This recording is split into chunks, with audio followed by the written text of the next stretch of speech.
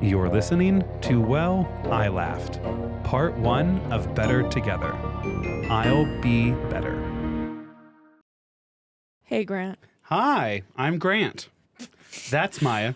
And if you don't want to listen to us, weird podcasts to choose. No, we're kidding. There's a chapter function. Go ahead and skip. If you don't want to listen to us, catch up and skip right to Grant's story. It'll be a good one, I promise. Sure. Great. Anyways, Maya. Yes. How are you?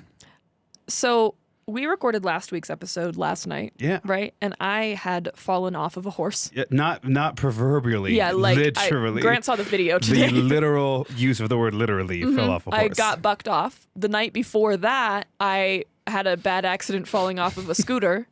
And today, dear listener, my horse fell and then I fell. What? My horse. Pause. Yes. You went horse riding today? Yes. Why? Casey had his lesson. That doesn't mean you have to get on the horse. That's like horse 101. I got back on the horse after I got bucked off. I got back on that horse after I got bucked off. And then I rode 2 other horses. Okay, we're really pushing the empathy envelope right now. But go ahead. Tell your story. You got hurt again? Who could have seen that coming? Okay, but this is a horse I've ridden plenty of times. And it was just in like a slightly different scenario. And I like maybe turned a little too quick or something like that. And he just like, he's a tall horse too. Like hit the top of his back probably hits my like eye line. And he just like couldn't get one of his legs under him, and has some weird footing stuff anyway, and so he just like slipped.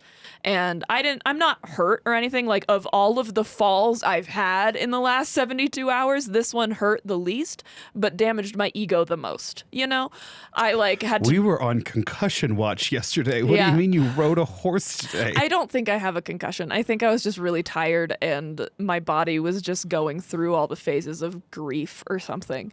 I don't know. It was fine. I did have some brain fogginess, but I feel okay-ish. Well, they always now. say sleep off a concussion. That's the best. That's actually a myth. It helps your brain recover. Does it really? You are supposed to let them sleep? Yeah, I mean, if it's really bad, probably not. Google AI being like, you're right. Sleeping does permanently damage your brain after a concussion. I'm so sorry I got that wrong. I think for Would minor you like concussions, it's more? okay. Don't sleep if you have a concussion. I am not a doctor. I think don't listen to my advice. The simplest version of this advice is don't ask AI for medical advice. Yeah, no. Okay, but I'm how okay. Are you? My trainer did give me a sticker afterwards that's clearly meant for children. It says something like, "I didn't fall off. I dismounted with style." And I was like, "Thanks, Tia." She was very kind, but I knew it was coming. I knew the shit talk was coming. Oh, okay. Yeah.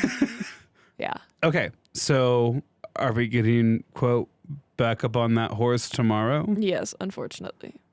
Okay. I was trying to figure out who I could ask to come to the barn with me because I am scared I'm going to do like 3 for 3 this. Kind of 4 for 4. You're kind of getting into a Wendy's biggie bag situation right now. And Casey has a dinner, so I'm like contemplating like what time I should go, if there's going to be more people at the barn, or if I just like, I think Jacob gets back too late. He's the only person I realistically think I could just drag to a barn. Like our friend Jacob? Yeah. Yeah. Yeah. So we'll see. Maybe He's actually probably he could help calm the horses down. Probably. He gets back kind of late though, so I don't want to do that. But right, for the thing that they're out of town of right now. Yeah. So we'll see. He did. We've had this thing for a while where Jacob and I go to the 7:15 a.m. class on Thursdays for F45, and he texted me like last night, and I thought he was on like permanent rest for his quad injury for at least another like week or so. So I was not expecting him to like want to go to F45, but he texted me. He was like, "I just signed up for the 6 a.m. class." And I was like, why?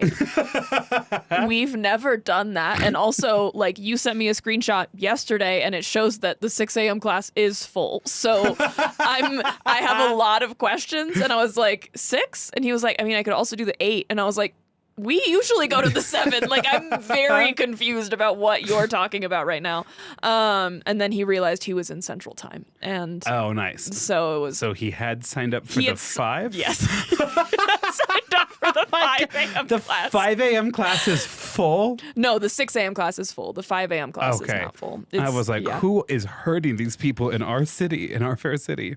When I first started going to F45, there were people that would do back-to-back classes, the 5 a.m. and then the 6 a.m. class. I think they maybe hated themselves. Usually cardio, like that was nuts. When I'm asked to teach 2 classes back to back, I'm like, oh, do we want to pause and test out what's going on there? What's happening? Can you not do that right now?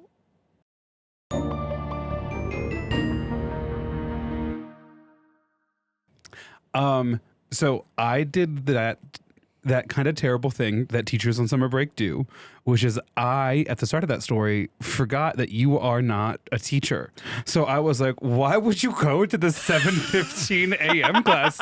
I'm sure like 9:30 works just fine.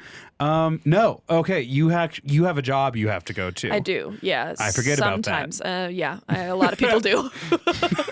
And hey, brave. Thank you. And I've always said that. And brave. I've always said that, and I was there when you first said it. You were brave to not be a teacher on summer break. I'm just so wonderfully in the midst of a summer break right now. Jealous. I'm so okay. This is a fun. He's on summer break and in love. It's disgusting. I'm on summer break. I'm in love, and we're about to go cruise the Mediterranean. Get fucked, we dude. had this beautiful conversation today about how we are going to communicate our wants and needs on this trip. And at one point, I said, "So if you don't want to go off the boat," and I say, "That's fine. I'm not saying that simply to make you happy." That is a legitimately fine way for me to spend the day, is on this mega cruise ship by the pool with an unlimited drink package. Like something he talked about extensively at last week's episode. I'm like, both so great to see a 1,000-year-old ruin or a church that now sells Starbucks, whatever comes first. Yeah. It's Europe.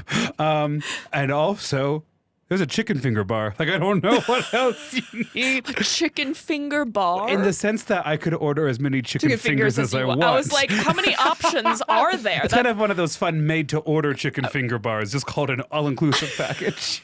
Like, that's just the dipping sauce, I'm sure. And here's the thing. Maybe you're like, oh, great, you're on a cruise ship and you're just like, chicken fingers? No. I'm by the pool. That's so crucial, you know? So you have chlorine on your hands while you're eating chicken fingers. No one gets into the water on a cruise ship. Are you kidding me? Have you not seen any of the movies? No, I avoid cruise ships at all costs. They are... I don't know, fucking test tubes of like the worst of the earth. You're right. In terms of bacteria or people? Yes. Yeah, probably. And here's the thing. That's fine. I'm a public school teacher. I don't think there's a bacteria I haven't eaten with my lunch one day. I was going to ask you to tell me if you get seasick, but you didn't get seasick on that small boat that your family went on yet. So you're not a good judge for me. No, but I do think we're going to be putting like 4 different motion sickness patches onto my partner. Yeah. Warn him that it means he won't poop for a while. Really good. Because that's something I struggled with. Then you take it off and instantly. Almost, yeah. Like within 20 minutes. Yeah. It was bad. I had to A, had to poop a lot, and then also B, had to admit Casey was right about something. So it was like a real double whammy. And you, because you're a woman, you don't spend a lot of time in the bathroom. No. So you only had like 4 minutes to come to peace with that. It was awful. Men would have at least an hour. An hour to work up the exact phrase for saying you were right and I was wrong. I had to buy a travel size poopery to travel with Casey because half the time we end up in hotel rooms or like whatever and we only have one bathroom and I have stuff to do in there. Like I need to run in to grab a ring or something. The way it's like a bomb has gone off in those bathrooms. Yeah. So, oh my God, it's fine. So I bought travel size poopery. Great. Amazing. Back to my story. No, I'm kidding. No, yeah, just like did that teacher thing where I forgot you're not on summer break right now. Yeah, and I am sorry about that. It's fine, whatever. When I get back, I will be what feels like hours away from the school year starting again. And it's been so much grad school work. Yeah, you've been like basically working a full-time job. Every time you said something about it, yeah. Thank you. I'm like, Here's you're the working thing. a 9 to 5. I am working. Well, right now I'm kind of working like a 9:45 a.m. to like 3:30 p.m.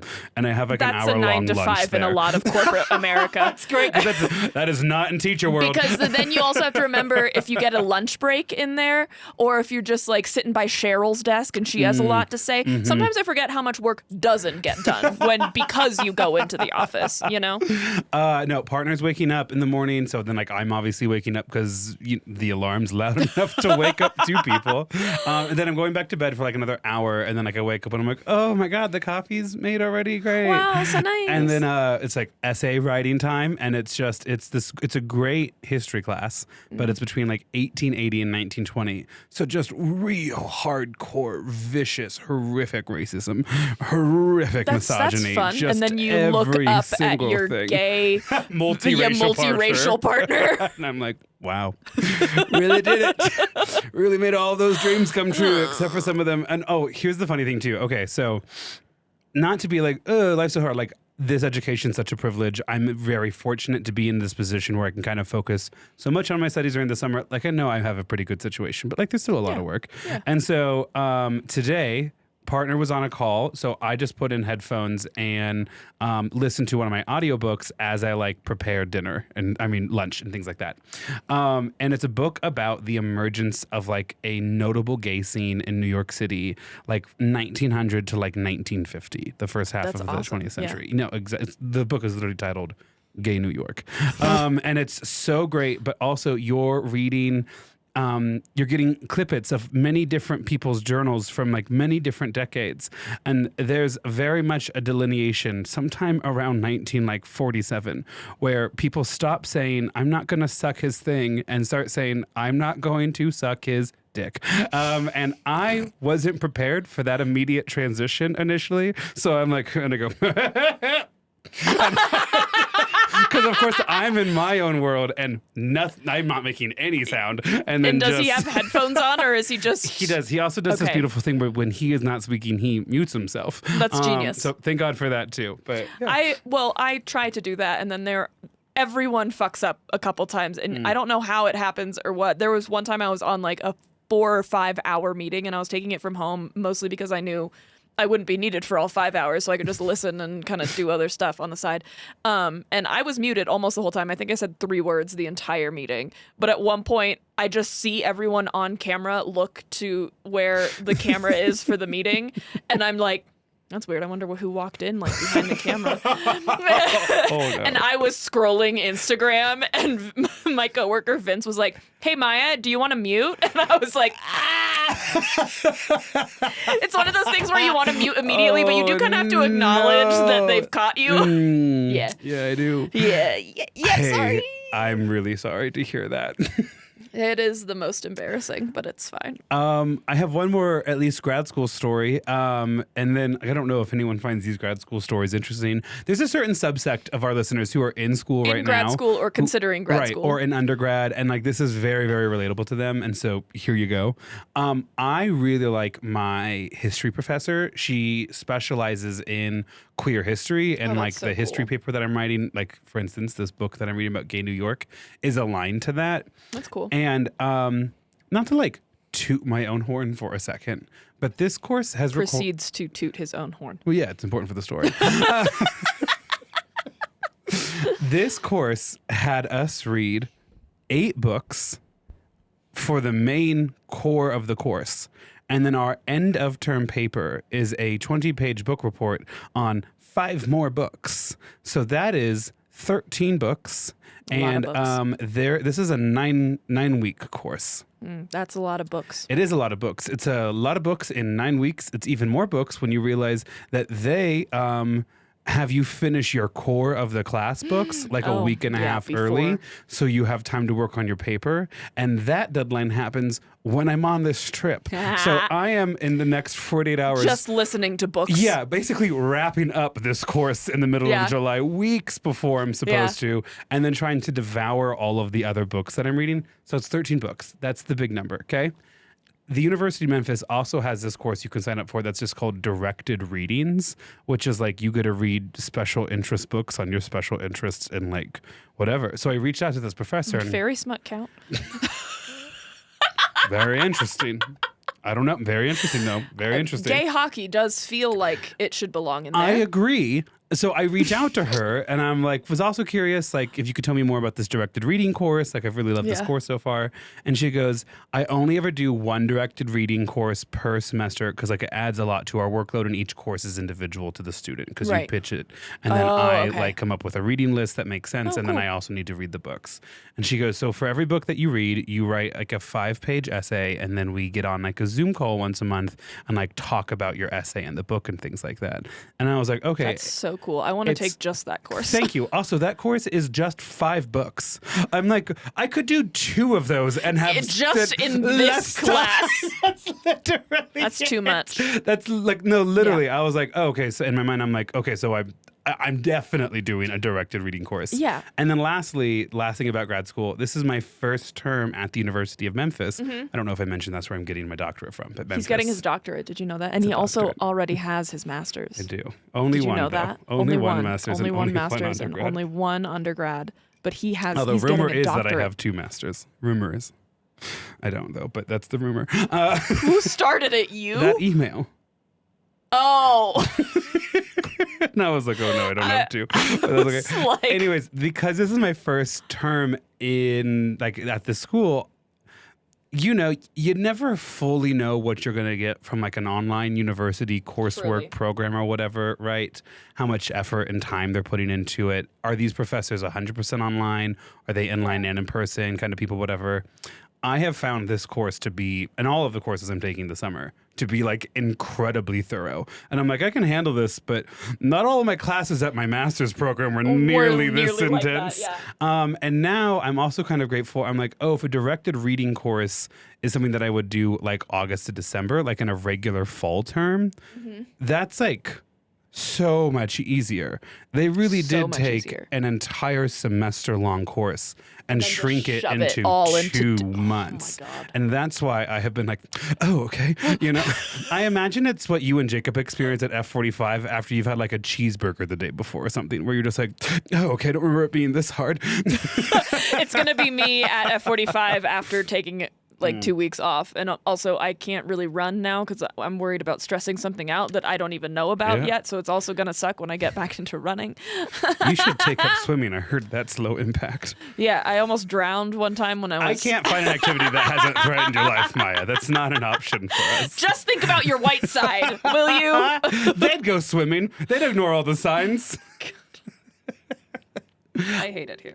Other news, my partner and I went, oh, this is actually so funny too. Sorry. I say it's so funny. Maybe it's not at all. My dad texted my brother and I and was like, just one last time, just want to check. We're all in agreement. We're not wearing jackets to dinner, right? And I go, what? That was even that was even something to consider? And I was like, wait, so does that mean I have to wear pants? I wasn't even planning on bringing pants. It was just going to be shorts and swim trunks the entire time. And Dad was like, yes, you have to wear like pants and some kind of like semi-business casual That's the only way top. They're able to make it feel like a whole resort or whatever. And and so then I texted my dad and I was like, wait, so do I have to bring dress shoes? And my dad just responds with, stop being a smartass. Are we bringing jackets or not? And I go, I'm not being. I just legitimately had no idea. Like I'm like taking things out. Obviously, I'm not packed. So like the bag I've packed in my head is having things taken out of, and other things are going in right now. Yeah. I had to have that conversation with Casey. I was like, whatever you're thinking about packing for the East Coast, I'm gonna need you to step it up one level. And we got there the first night. We were gonna meet my aunt and uncle at their yacht club for fireworks that night. Yeah, and we got there and like we were just kind of passing my aunt and uncle while they were on their way out to dinner. And my uncle goes, and you'll need a collared shirt to get into the club. And Casey went, what the fuck is a yacht club? Which I still don't really know the answer to that. Sure. So I assume it's a club for people who have yachts or could. My aunt and uncle definitely don't own any boats anymore or yachts. Right. So I think it's just like a country club, but for if your aunt were to come cities. back and be like, I think I'd like a yacht, I think they're in a tax bracket to make that dream come true. It would, I'm in the hamburger time tax bracket, and they're in the yacht club tax bracket. Well, they're also members of a beach club and a hunting club and another beach club and God, another I hope they're not yacht putting club. the hunting club next to the beach club. No. Horrific. No, that hunting club may still not allow women. I'm not sure. Poor baby seals. It's like in the Midland, Connecticut. And so I'm like, oh, fuck, okay. And so I look at my partner and I go, I think we need to go shopping. Right now. I just wrapped up the story and he kind of wanted to go shopping anyways for the trip. And that's why I'd like, okay, the story's done. We can go. And he was like, hold on, let's finish the end of France and Spain. And like, obviously that's fine. But part of me was like, oh, it would have been really nice enough if I had like another 10 minutes. Yeah. Oh, yeah. So then we're going. And as we're driving to the mall, I call my brother and I go, hey, how's it going? He goes, just finishing up some projections before we call it a day. And I go, are you a 90s sitcom, Dad? Yeah. What do you mean you're finishing up Why some are you just using weird corporate buzzwords that actually tell me nothing about what you do? Yes. It's like the entire Friends cast not knowing what Chandler Bing 100%. does. Yeah. And my Griffin thinks it's funny. He's like, no, I know. It's like, we had a strong quarter one, quarter two, but, here's what. And so as my brother's making those jokes, I want to be like, so then what are you doing? Projecting, yeah. And Griffin was like, don't worry, I'll roll it all up and I'll get a report on it. And I go, yeah, go ahead and give us a SWOT report and put it into some Google Slides. And he goes, yeah, I'll have AI work on that right away. And I go, nothing better than to make sure you don't have a job in the future than to also make sure you don't have a job in the present. And then Sancho cackled. And I was like, this is not why I called. What shoes are you packing? Because Dad thinks I'm being a smart ass. That's exactly it. And Griffin goes, ooh, that's a good question. I was thinking about some white tennies. I don't know. What do you think? So I'm like, yeah, okay. Sure. Yeah, fair enough. We ultimately settled on I'm going to wear the same kind of green and white Adidas shoes that Casey owns. Yeah. Like those will be perfect. That seems fine. Whatever. They'll good for Europe too. Great for Europe off the boat, but it works for everything. Yeah. Right. So then we walk into the mall, my partner and I, right? We've already had quite a day. We have interacted with the two other men in my family, and boy, it's fallen off 0 horses. It's going great. But proverbially and literally, yes, correct. We have talked to both of the men in my family, and now we are walking into an H&M. That's the kind of family that raised me. Okay, we are the sons of the fathers you did not understand. And as we're there, my partner and I are just enjoying. First, I'm like, whose fucking kids are these? Come get them. Yes. And then I'm like, oh, wait, it's summer. That's why I'm here. That's why they're there. That's why everybody's here. Can't escape them.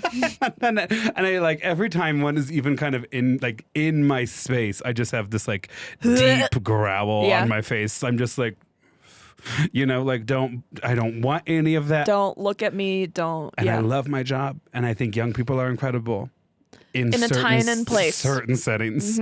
Outside of that, you're stealing. Yes. I'm actively watching you steal right now. And because there is no ethical consumption under capitalism, I won't say anything. I also don't really care at all whatsoever. If you're stealing something from H&M, you have much bigger fish to fry than my band can hold. And also, go off, Queen. They're a not great corporation that has greenwashes a shit ton and actually it's like false advertising and whatever and fast fashion and all that. So, But on the bright side, H&M is the only place I have been to in which I have put on a double XL and been like, okay, well, this isn't going to fit at all. So that's because too bad. It's too small? Too small. Okay. And then I'll take it off and then I'll just put on an XL and I go, well, this drowns me. So I don't know how I'm supposed to shop at this store. I'm basically taking every shirt off the hanger, putting it on my shoulders, and then pretending to tie it like an apron to see just how far around it goes or not. Yeah. Just to get an even rough idea before I get into it. Like, I don't it's whatever. I'll go shopping there sometimes for like business or like work clothes because they have like cheapish work clothes that look nice. They have some of the craziest fitting blouses and dresses I have ever seen. And then like in the other corner, like a t-shirt that says fries and party. And it's just like, but like in glitter. I walked in right away and the very first shirt was a white shirt that said authentic Italian recipes. And I went, isn't that so funny? And my partner goes, I don't get it. And I go, we're going to Italy. What if I wore it? Not amused. Just because it says Italian on it, and Grant's like, they get me. It's wordplay, which the Italians are great at in English. They're going to love this. I feel like H&M saw the trend on social media where people were going to H&M's and Forever 21's in like other countries and seeing the English that like wasn't actually English, the way that we do like Chinese characters as tattoos, Kitty, you fuck now kind of situations. Yeah, just crazy shit like that. And we all thought that was hilarious, and now we're making it real life, which is making everything confusing. I want you to know Griffin understood the authentic Italian recipes joke. Of course he fucking did. And I was like, oh, okay. He was doing projections on the success of that shirt. Probably. Did not end up grabbing it, just so you know. I'm actually so happy to hear that. When we went on the family little like catamaran cruise thing that we did last summer, I did get a shirt that just had the Jaws movie poster that said, you're going to need a bigger boat. That was funny. That is funny. I like that. Did not find it funny. She is terrified of the ocean. Oh, that's why her boyfriend had a rock in one hand and like a bag his of cigarettes in the other as he drove around in the Caribbean. And if I didn't love my sister enough to save her fucking coral, he might still be there. Tertiary benefit was that he too did not drown. He did want to explore some of those tunnels, you know. In many ways, I'm sad he's not going to be on this trip and that relationship has ended. I am too. But in more important ways, no, I'm not. He's one of those you want to see as a character, you know, not as a recurring character. And to tease out, in case I haven't talked about it, join us on Patreon so you can find out who my sister's bringing on this year's family vacation. Was it a certain someone who had been invited but not invited to a dinner? What? When she was like, oh, you could just stop by for ribs. No, it's not Memorial Day, God. It's even crazier. So tune in. Maybe we've already mentioned it, and Maya's obvious concussion is meaning she's forgetting about it. I also just have bad memory. You're like, that's not fair to blame my concussion. It could be any number of symptoms that I experience. Probably the amount of gardening that I do. So trip's going to be fantastic. Come back, going to work right away. Oh, last thing. H&M changing room. First time my partner and I have like absolutely disagreed on something. I pull the curtain back and I show this shirt and it's like fake sewed on, like it's like has like that texture, right? And it's like a t-shirt and it's like kind of crimped on like the sleeves and like down below, and it has like a collar like a polo but no buttons. You know what I'm kind of talking about? Sure. Kind of like a wavy texture. It's all white, and I'm like, this is going to be perfect for dinner on one of those days where I don't want to like do dress all up, the buttons and tuck it in and just throw it on. And I go, I fucking hate men. They're like, oh, I have to do all the buttons and tuck my shirt in. Ugh. You could dress like a man. Meanwhile, we I'm have like, done the work to make it accessible for you to dress like a man. But I want to look hot, and it's hard to look hot as a female presenting individual without then planning an extra hour. And the crucial thing is most start men my hair. aren't going for hot. We're going to allowed into the restaurant. I don't care. I want to be hot. I'm not doing it for you, Grant. I'm doing it for me. That's weird because you're mad at me right now. So I know. I don't know what you do. So I pull back the curtain. I'm mad at everything right now. And I go, what do you think? And he goes, I like it. And I go, that no, was a lie. What was that? And that was a phenomenal impression of his facial expressions, by the way. Spend a lot of time with him. He's here in the room with us. Still not saying his name on the podcast for some reason. And I go, no, what is it? He goes, no, it's nice. It's just, to me, it just seems a little casual. Like, I don't know if you'd be able to wear it at dinner. And I turn around and I look at myself in the like lit up H&M mirror and I see a collar and I'm like, that has a collar. This is so formal. This is like the second or third most formal thing I'm bringing on this trip. So did you buy it? Oh, of course I did. And then I saw how much it was and I was like, oh, I should have listened to him. Found the one expensive all those extra item patterns. at an H&M. Really got the price up. Yeah, so it's been good. And then we came back, made a frozen pizza, I made a salad, and I was like, look at us. Gwyneth Paltrow thinks I could replace this arugula with dairy. If A equals B, then B also equals A. I mean, yeah, it did take me a second. I was like, didn't she say it the other way around? No, Yes. that's the whole point. I did want to ask, there was an update on artwork in your house a couple episodes ago, and I just want to know if there's been any updates. Yeah, so great question. The photos are terrifying, and they're down. And I certainly have my suspects as to who did it. If you want to know how terrifying these posters are, John Oliver. There's a lot of snakes involved. John Oliver. And who in my group watches John Oliver or has talked Any about number it of on people. our internationally syndicated podcast? That's who's to say? How do you become syndicated? Because I don't think that's us. I'm pretty sure you are allowed to use the word however you want. I don't think that's true, but okay. Which not proverbially internationally syndicated. John Oliver recently highlighted a Ghanaian artist, like from Ghana, who does movie posters for movie promotions in Ghana, and they're kind of famous for being like wild, and your eyes have a hard time landing on any one thing. It feels like a grown-up movie poster version of the I Spy books you used to read as a kid, you know? That's true. And the 3 movie posters were from that artist's website. They were Midsummer, Rocky Horror Picture Show, and Twin Peaks. Now, extra interesting / creepy was the Saturday and Sunday that I discovered them. This artist had a pop-up event in Denver. Correct. But it started after I had already discovered the posters. Oh. Isn't that unsettling? That's very unsettling. Where in Denver? I am like 96% sure someone doesn't live in my house. Took my brain a second. Because of concussion protocol. I don't have. Where? Is the concussion telling you don't have a concussion? I think so. I feel fine now. Good. The small headache has gone away and the Good. brain fuzziness is mostly gone. She said, having acclimated to both. Hey. Where was the pop-up for this artist?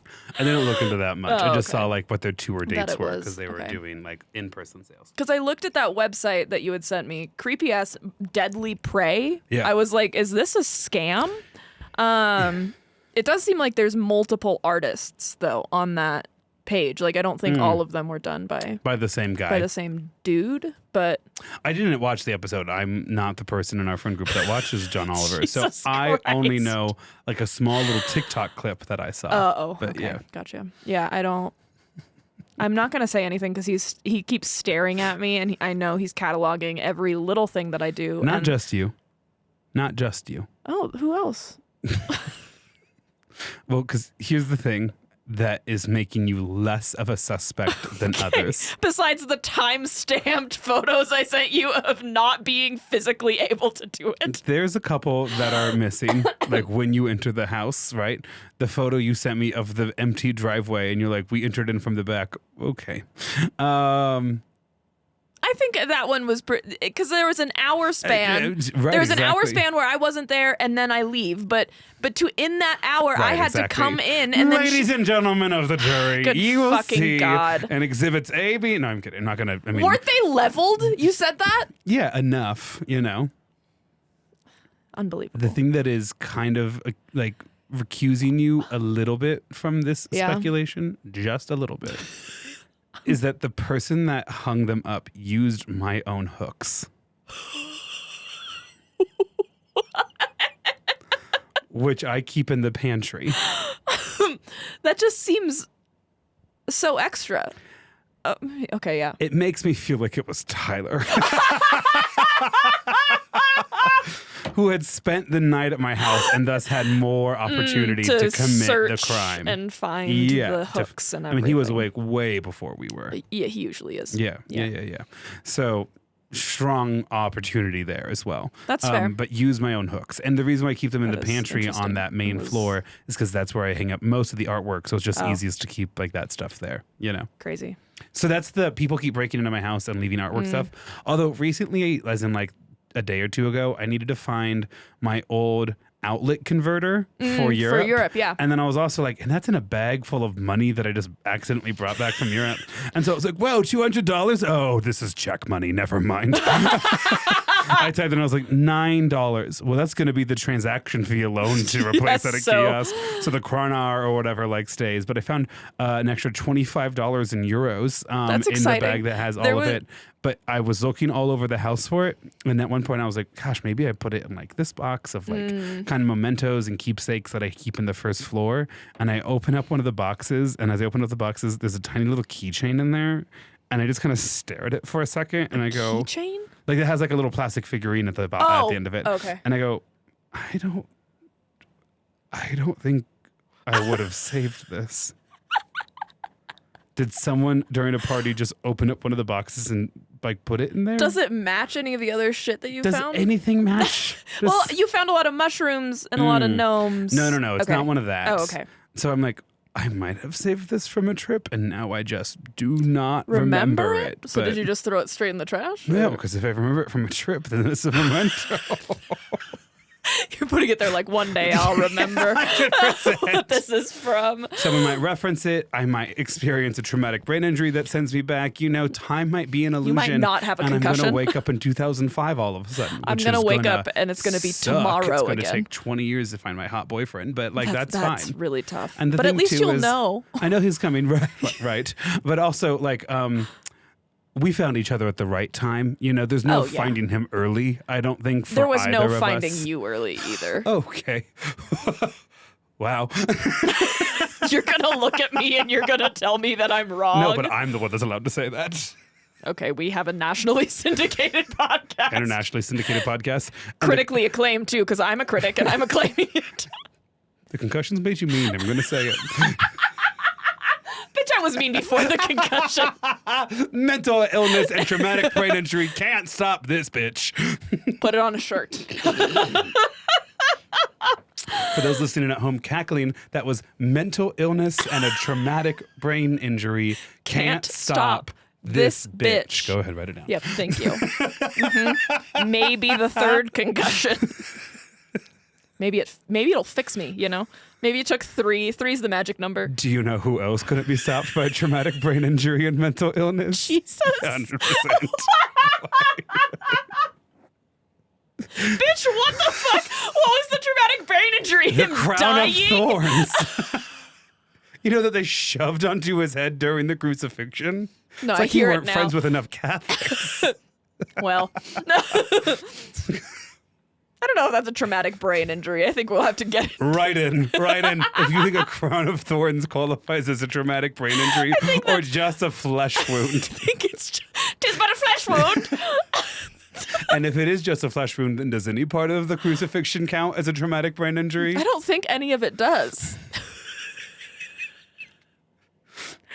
What are we doing here? I just think what we're not about to do is give a detailed example about how some of Jesus' choices could, in today's modern context, be viewed as mental illness. Why would you make that kind of sacrifice for those people? And what's the relationship with your father that he could have stopped that suffering from happening and chose not to? And did he ever call Joseph dad? I need to know. I'm sorry. Before I came over here, I saw a TikTok and it was this woman and she goes, I'm sorry, but you cannot make me believe that the son my God created can give me skin cancer. It's just running in the background. I've tried to control alt delete close the program and it's just not closing down. The son my God created.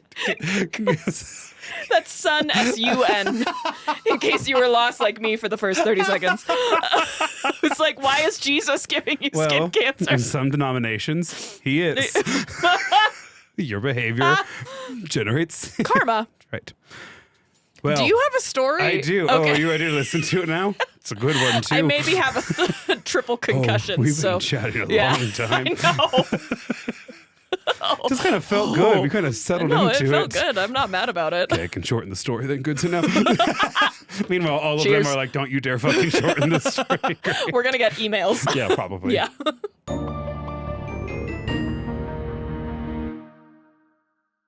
How do we want to start this? Bitch, I don't know.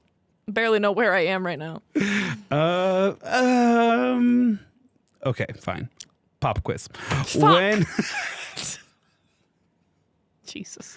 When was Helen Keller born? Why the fuck would you ask that?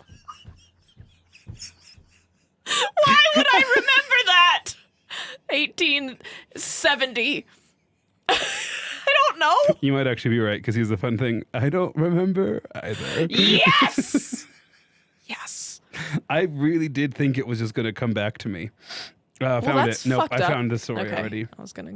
1880, you ungrateful, uneducated. It's your duty now forever to know every detail about Helen Keller. I hope you know that. You're actually... There's some merit to that argument. I didn't I did mess that one up. Don't make this into a reel. Me talking to the AI system that just heard the word reels. reel in clips. It starts at Jesus traumatic brain injury, bitch, and ends at you need to know everything about Helen Keller for mysterious reasons. Right. I was within a decade or about a decade. Yes. So that was shockingly accurate. Yeah, thank you. In my mind, I knew 1880 was a date, obviously, but I thought I was like, is that the date that the teacher comes down from the Perkins School? Is she like 8, 9, 10, 11, 12 at that time? No, it's when she was born. I was just solely basing it off of when I thought she died. So. Well. We're going back to that era of American history, okay? Incredible. This is a really fun era because it's the Gilded Age, so it's one of our favorite ones. Love the Gilded Age. And I also want to say, if you're like, wow, Grant's really stuck on this, first, Helen Keller was just such a perfect story to do when the story was Checkmate. I didn't want to look up anything about the world of chess. I was like, perfect moment.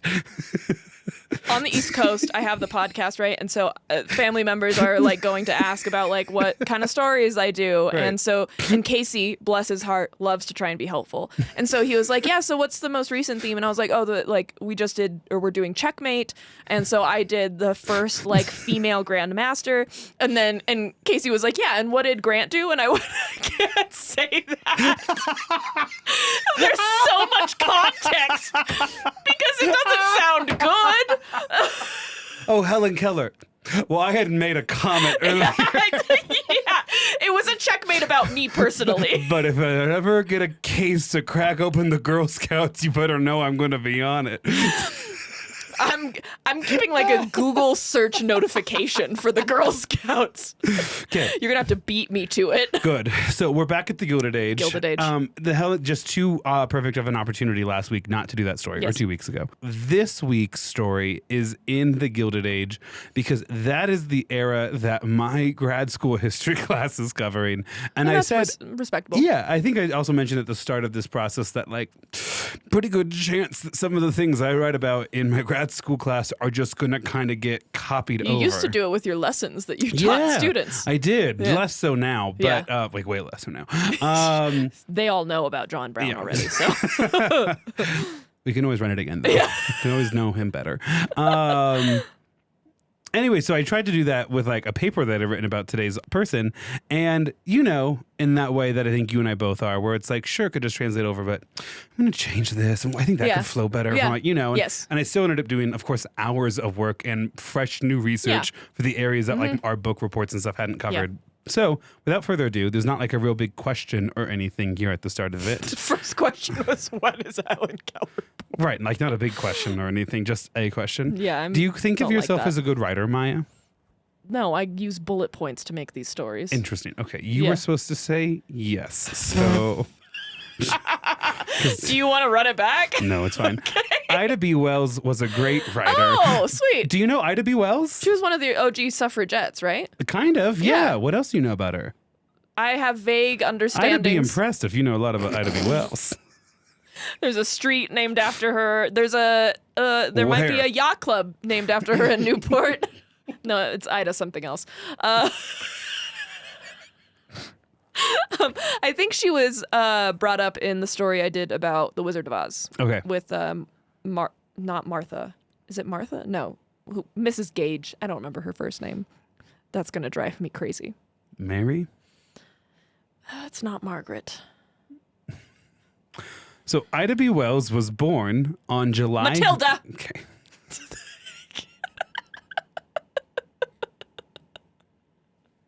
Yeah, Matilda Gage. Promise my partner tonight's story was going to be shorter. An hour and then just starting. Ida B. Wells was born on July 16th, 1862 in Holly Springs, Mississippi. That means she was born during the time of the American Civil War, and she was born into slavery. Oh. After the Civil War ended and the 13th Amendment abolished slavery, Ida B. Wells and her family began building a new life during the Reconstruction era. They stayed mostly in northern Mississippi. Her parents were James and Elizabeth Wells. Both her parents believed really strongly in education and hard work and self-respect. Her father, James Wells, was a skilled carpenter and became active in local politics, while Elizabeth cared for the family and encouraged her children to value learning. What's really interesting here is Ida then comes up during this very, very interesting period of American life immediately after the Civil War, when the Union Army still has thousands of troops across the South. Wow. So the Congress, which is almost entirely filled with Northern Republicans, because that's the way, check out the political party episode for when that switch happens. But because of the Civil War, there essentially are no Southern opposition leaders in the Congress when some of these amendments come up. Like, they start to be admitted. Wow, they used to be productive because they weren't all dying. When you eliminate any opposition and it's just one party ruling and the also Congress. People tend to die by like the age of 50. That certainly helps, I think. There's actually a whole conversation about how the airplane ruined bipartisanship, but that's for later. That's a whole different episode. What the fuck? No, I know. That's why history is so interesting. Okay. So Ida B. Wells comes up in this really interesting time. She's born into slavery. So she certainly has, she's 3 when the Civil War ends. And so I doubt she has active memories of like full on enslavement, but she certainly remembers those first couple of like years afterwards. She's also then, in that sense, reaching school age right after the Civil War ends, and the Union Army is still offering like versions of protection to the formerly enslaved in the South. Like, for example, the 13th, 14th, and 15th Amendments meant that black men who were allowed to vote. And in several southern states, you have a black governor. 2 different black senators get sent out of the South. The state legislators have like a black majority or like a very, very strong black minority. And all of this is being protected by the Union Army. So what were the 13th Amendment was? End slavery. 14th and 15th. 14th grants citizenship to, I'm going to get some of these wrong. I think, sorry, this is embarrassing. The 13th ends slavery, 14th grants citizenship to all persons born in the United States. Okay. And the 15th Amendment, I believe, extends the right to vote to black men. Okay. If that's not how they exactly line up, that's the bundle of legal changes that we're still referencing. Those 3, And so there's this grand moment of like, obviously there's still like racial violence, but also like racial advancement in the politics of the South, because in some of these communities, when it's still only white men that can vote, well, white men in the South were the population that died during the Civil War, during the fighting. Several of them returned home. Several of them did not return home after the war and instead moved west for other economic opportunities. So there's lots of communities in the South where black people make up the majority. And the simple exercise of their right to vote, not through the use of violence, they're able to establish this like political reality. Right. However, it's still a really fluid time. And in the 1870s, a couple of things are going to happen that are going to be really, really tragic for Ida B. Wells. In 1875, or around that time, the Union Army will leave the South and the period known as Reconstruction will end. There's some retreat that's happening. Union enforcement of like some of these laws fluctuates during Ulysses S. Grant's presidency. But basically, by the time you're into the 1880s, Reconstruction is over. Southern whites are now using violence to disenfranchise black people. And legitimately, in like the span of one election, you go from like a Mississippi House that's like majority black representatives to there not being a single black person, right? Like overnight, That these always things makes me change. so sad. Correct. Just like the absolute decimation of black political power. We were making legitimate progress. Correct. And then secondly, in 1878, Ida loses both of her parents and a younger sibling in the span of 24 hours oh my God. to yellow fever. Jesus. That's awful. Ida B. Wells is now 16. Mm-hmm. She's the oldest in her family, still living. Does she have younger siblings? Yes, she has 3 younger siblings. Oh my God. Yeah. And so she, 16 now, has been going to school for years because almost immediately after the Civil War ends, educated white Northerners come down to the South and specifically set up schools to educate the formerly enslaved. Many organize it through their church because they view it as their Christian mission to extend like education and literacy. Like obviously, and wish it was like a way it was. Yeah. When the Civil War ends, it is projected in some places that up to like 90% of the formerly enslaved are illiterate. Yeah. And so a lot of Northern whites who'd been advocating for abolition are like, the only way black people are going to make economic progress, civil progress, and be full functioning members of our country as they should be and as they deserve to be is if they have an equal education footing. Yes. So Ida B. Wells is 16 and she's educated, and so she pretends to be older and she becomes a teacher in northern Mississippi. Oh. And let me pick up my notes to make sure I haven't missed anything yet. She's 16. She pretends to be old enough in order to become a teacher. Which is... I don't know, but 18? I'm pretty sure 16 you weren't allowed to do that yet. But like, did she have to be like 21 or something? In 1883, she decides to move the family to Memphis, which will put her at roughly the age of 21. Okay. And when she moves to Memphis, she maintains a teaching job, but now with like the organized Memphis school board. Right. And so I would not be shocked if she's like, I'm 21, but I also have 5 years of teaching experience now. Fuck yeah. So in 1883, Wells decides to move to Memphis, and she brings along her younger siblings because they have family members that live in Memphis. Right. A couple other things that are really important. Memphis is urban, and so it has a couple of black specific colleges for her to continue her education. It has an organized black business district and black community, which means you are seeing the emergence of black middle class, of black political leaders, of black community leaders. Right. There's all black newspapers. Like if you are living in the increasingly violent rural areas of northern Mississippi as a black person, to get out of that environment and into Memphis, where of course there's still white violent racists elsewhere in the city, but there's whole neighborhoods where you can feel safe. Be and feel like you're part of correct, or where you community. can patronize a black business, go to a black store, attend a black church, send your students, your children to a school. You know that I'm assuming things were pretty segregated. Oh, yeah, horrifically segregated. But at the same time, like progress is being made. Yeah. And so she takes her and her 3 siblings and she moves to Memphis to be closer to extended relatives. But also, like, just kind of more importantly, Ida B. Wells is too important to spend the rest of her life in rural northern Mississippi being chased around by some rural sheriff. Yeah. Yeah. This is so funny. If you're about to bring up Helen Keller, I swear to God. Could you imagine? Yes, I could. And as Ida B. Wells travels to Memphis, she passes the home of 3-year-old blind and deaf and mute Helen Keller, who has not learned how to communicate yet. Also, actually, ironically, from Mississippi, right? Or Alabama? I think Mississippi. One of those southern states. You did the story on her. I feel like you should know more about Helen Keller. Right now, I could talk to you about the zoot suit in the 1940s in LA. That's what I could talk to you about. I don't know what that means. Right. The funny thing I was going to mention is in my notes right now, I have it as I would describe it as a ghost section. It's very, very small. It's just a line of, it's for me when I'm later editing. It's more so like bullet points that I believed were going to turn into a full section that I then decided just to put in different sections and then clearly did not fully eliminate. That's happened to me several times. So Maya, do you think you have a pretty good sense as to the world of 1865 after that last section? Yeah. Great. It felt pretty clear to me. I'm sorry, listener, if you wanted more context. Well, and between this and Marshall Reeves, I've done Bass Reeves. Yeah, I've actually done quite a bit of Gilded Age post-Civil War. Yeah.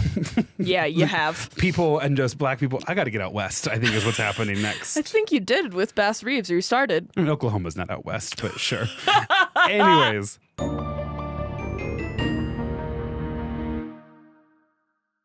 This next section is titled Walking in Memphis. Yeah. Because of the song. Okay. Now I'm walking in Memphis. Mm-hmm. Is walking with my feet on the field. Walking in Memphis. I recognized it about the third time you said walking. Support me, bitch. But I don't know the tune well enough, and it seems like you've got it. Sometimes I'm like, do I not know the song, or is Grant just bad at singing? This is a proverbial crown of thorns.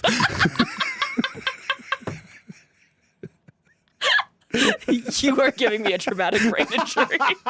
I have a new insult for Danny. I don't think my father, the inventor of cross necklaces, would be too happy to hear about this.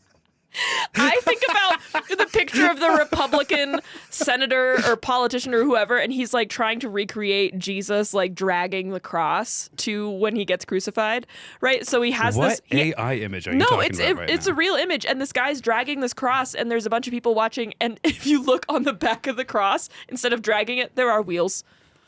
And that's a beautiful metaphor. Want people to believe you're the victim and willing to do absolutely none of the suffering. I think about it a lot. Correct. Yeah. Okay. Chapter 1 or 2 or 3 for sure, depending on Who knows? It's definitely not chapter 1. That's exciting. Chapter 1 is early life, as it always is, or the world of 1865. Take your pick on titles. They're both in there. The first title is always the title of the episode. Great. So that they know where to go. Great. Chapter 2, Walking in Memphis. Walking in Memphis. Walking in Memphis. Walking in Memphis. That's not, you're not on the right song anymore. No, I don't. I told you I'm not, like, I recognize it vaguely, but I don't know the tune. There's like at least 3 listeners out there that full on paused our podcast to listen to Walking in Memphis, whose title, I don't know. It might not be called Walking in Memphis. But you could look up Walking in Memphis lyrics. Probably. And right now we're in Memphis, and it's 1883, and Ida B. Wells has just walked there with her younger siblings. Oof. She's 21 years old. Oh my gosh. After years of supporting her younger siblings and following the death of her parents in 1878 to yellow fever. Memphis represents a fresh start. The city had a growing African-American middle class. Black-owned businesses, church, schools, and civic organizations had developed during Reconstruction. Wells found work as a teacher in the city's public schools, earning a better salary than she had in Mississippi, and becoming an active member of Memphis's educated Black community. What's also really interesting about like these growing centers of Black life in America at the time is that, and stay with me, I think this is like a very unique concept that many of us just kind of take for granted. But it was some of the first, maybe the first moment ever in American history that American Black people were allowed to decide amongst themselves who they were, what mattered to them, right? How do they want to represent that, etc. Like Booker T. Washington and Du Bois. He's always just Du Bois in all the books that I read. Oh, why can't I remember his name right now? I don't know. Du Bois. Is it Washington? Why can't I remember his name right now? Anyways, there's like Black intellectuals that are emerging during this time. Yeah. And they're talking a lot about like, what does it mean to be Black? What does it mean to be free? What does, quote, the betterment of the race need? Because they're viewing this very much so as like, we are building from the ground up a group of people who have no economics, like no capital, very little education, very little like named institutions. And we are essentially trying to build this airplane as we fly it, right? Right. So like, how do we create this like black middle class? And then of course there are some people who are like, well, I don't think the way we do middle class and family structure and economics should be modeled after the people that enslaved us. And others are like, we absolutely need to mimic the structure of the larger society around us, so that way we can be a part of it. Be a part of it. And the less we are separate from it, the less they will want to separate us from it. Like if we can like blur the lines of distinction, then they will blur the lines of the distinction. And others are like, but this system wasn't like meant for us. And then there's women who are like, none of you are trying to include women right now in literally any of this conversation. And so there's really interesting conversation. What's the role of the church going to be in all of this, right? Yeah. This sounds like the argument, one of the big arguments I had with my ex-boyfriend, because he believed, and I mean, there's some merit there, that time and money are a social construct. But he also wanted to build capital and wealth, but refused to acknowledge the value of money and time. I can't. To this day, cannot believe I was like up until 2 a.m. arguing with this fucking idiot about that. As a person who loves you and who knows how much you love to argue, I can believe you. I've done a lot of work on myself, okay? And that's your crown of thorns, you TBI bitch. I mean, you're right, but why be right, you know? I don't believe my father, the inventor of a tasty Sunday snack, would be too thrilled to hear about this. Communion. Thank you. You're welcome. Has nothing to do with the triple concussion I'm now apparently rocking. One of us had a much more intense Lutheran upbringing. Okay, so in Memphis in 1883... You had the fun Lutherans. I did not. Yeah, we did. Yeah, we did. And I went to Lutheran elementary school. Little fun, nature versus nurture. We both ended up not Lutherans. Crazy. Intensity was not going to be a determinant of the future. Nope. Racism was obviously pervasive and rampant in Memphis, and also the entire country. Yeah. At the time, black teachers were still paid less than white teachers. Black schools received fewer resources, and segregation limited opportunities for African Americans, despite the promises of equality that were made after the Civil War. Wells believed, as many people did, that education was essential for improving the lives of black Americans. But she also realized that education alone could not overcome discrimination. Yeah. So that like they needed their own group of people who like were thought leaders, were authors, were politicians, and were leaders, but also they could have, and oftentimes did have, the most qualified person in that room, and that person was not being hired because they were black. You've been doing a lot of episodes on minority identities getting educated. Yeah, it's certainly a big theme of this summer's grad school program. I'm catching on to some motifs. What? I haven't written almost 20,000 words on that topic yet this semester. What are you talking about, Mike? One of them was the Judy Human episode, and I think that was before you started your grad program. Right before. Yeah. The other one was Helen Keller, which I had no idea that was part of your grad Reeves program. Was in there. Yeah. Oh, yeah. Wells' first act of overt activism would catch national headlines in 1884 when she was but 22 years old. Mm-hmm. She was traveling from Memphis to Woodstock, Tennessee. She had purchased a first-class train ticket and was seated in the first-class ladies' car when a railroad employee ordered her to move to the segregated smoking car reserved for black passengers. Wells refused, insisting that she had paid for her seat and that she had a legal right to remain there.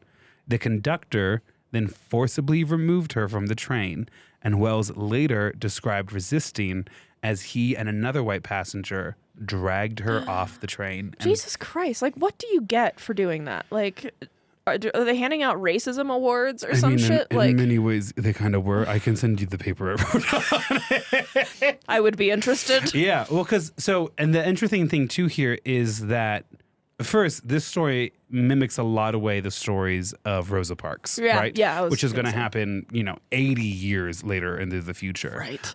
Because we don't mature as a society. No, but what's interesting is that Rosa Parks' story was not unique. It was just the one that caught the attention in that time. Yeah. And Rosa Parks' action, as courageous as it was, she stood down violence in her time, was built on the activism of all these black activists that have been doing stuff from before the Civil War, but certainly afterwards, and an emancipation as well. They ran so she could sit. Correct, 100%. Yes, because the thing is, the smoking car was considered like a middle class accommodation. Right. So they weren't necessarily trying to throw her into the like lowest class seating, but they were absolutely making sure she did not have the honor and privilege of sitting in first class. And what was even more complicated is that anyone could buy a train ticket, and then those train tickets weren't assigned to like an individual's name oftentimes. Right. So like a well-meaning white activist or advocate who had the social access to purchase a first-class ticket could purchase it and give it to her. Right. And in some places, like for instance, like at a train station in Memphis, where it wouldn't be unusual for the ticket seller to see like an affluent black patron. Yeah. Like not common, but not unheard of by any means. But then you go to the rural areas. Right. Yeah. You get 3 stops down, and then on your way to fucking Woodstock, Tennessee, there's a new kind of set of ordeals and whatnot.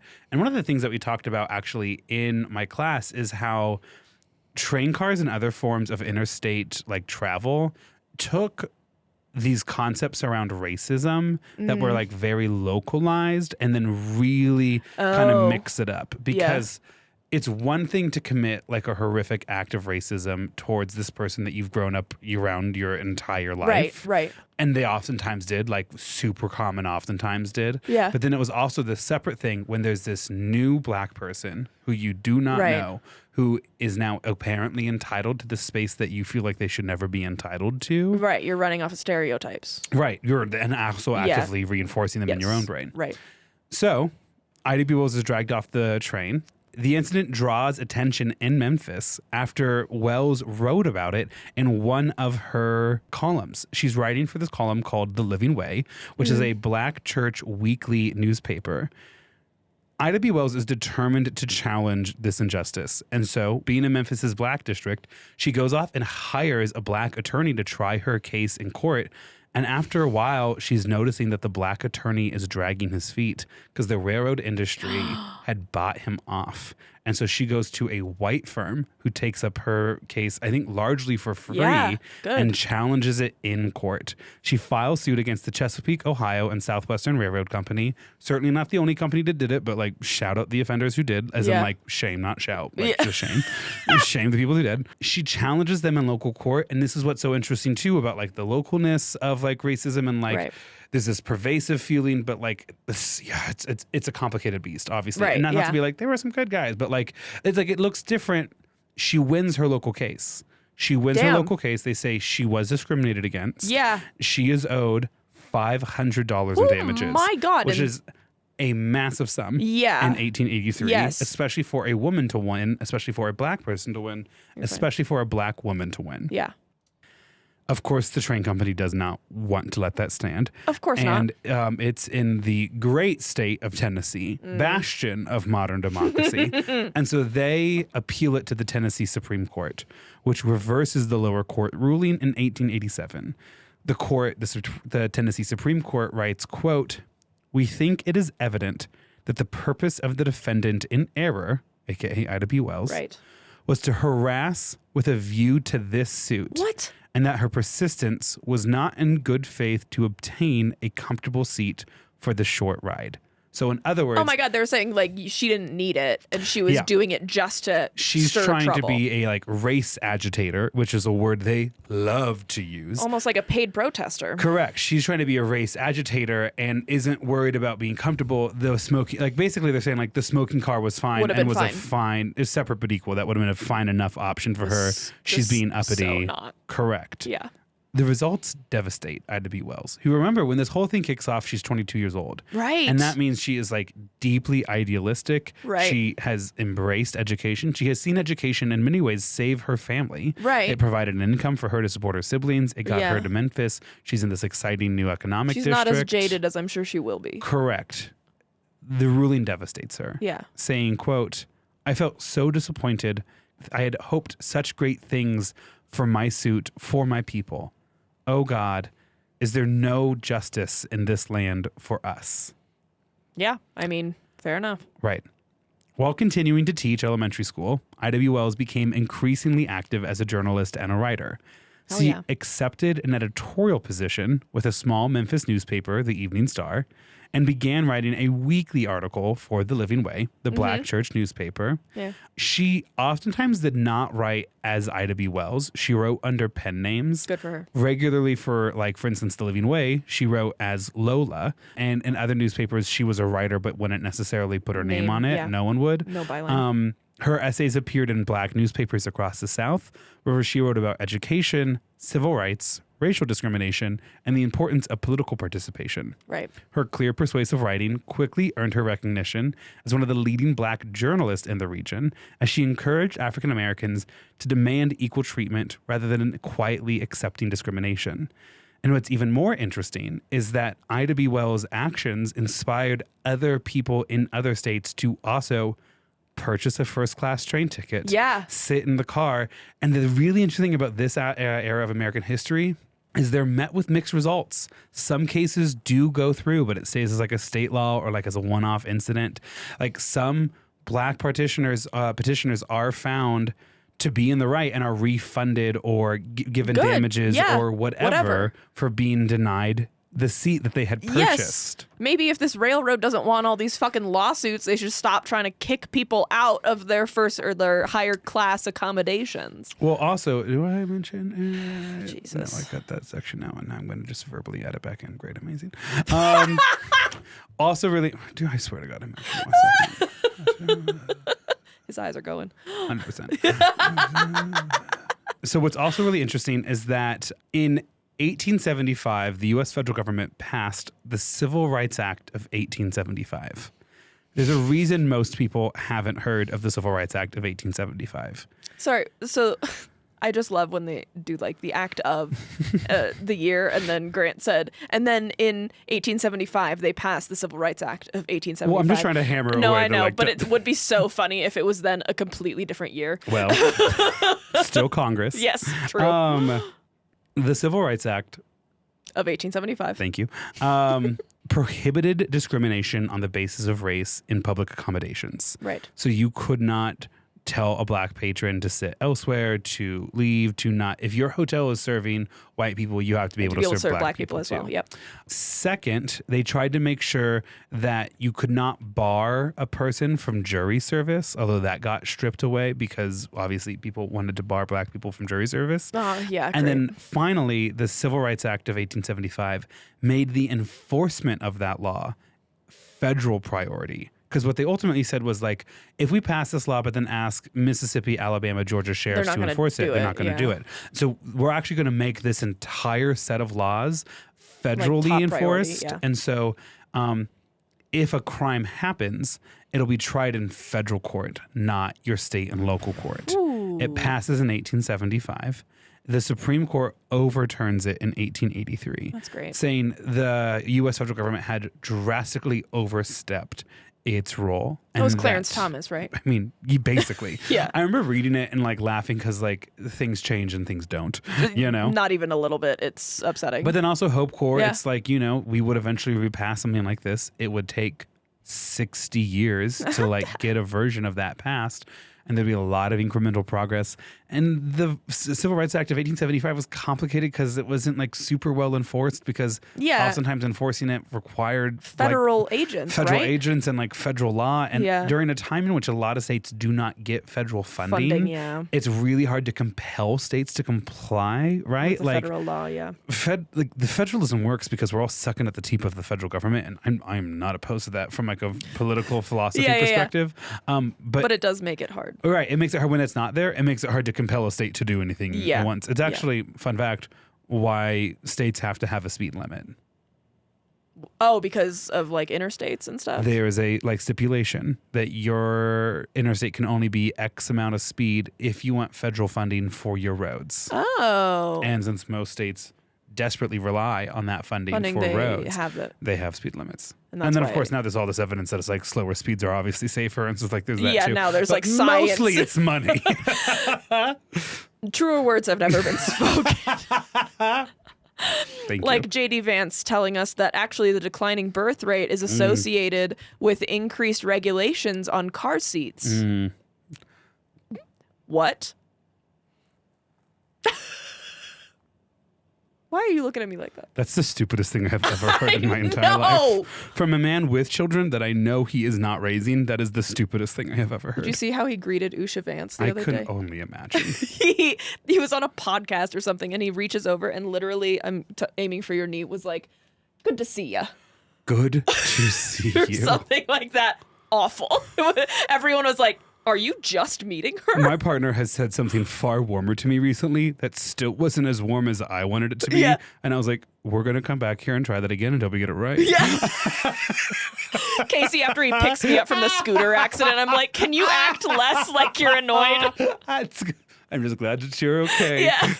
We'll talk later about your allowance. Yeah. Because it's repaying this goddamn scooter. Okay. So this moment kind of makes Ida B. Wells famous, notorious, prominent, whatever, in the Black community in Memphis, which is also giving her a jumping pad to kind of like some regional influence when it comes to Black newspapers and magazines. She becomes a pretty prolific writer. Like in 1889, Wells becomes editor and co-owner alongside J.L. Fleming of the Free Speech and Headlight, a Black-owned newspaper established by Reverend Taylor Nightingale and based at the Beale Street Baptist Church. Under Wells's leadership, the newspaper became an influential voice for African American community and addressed a range of issues.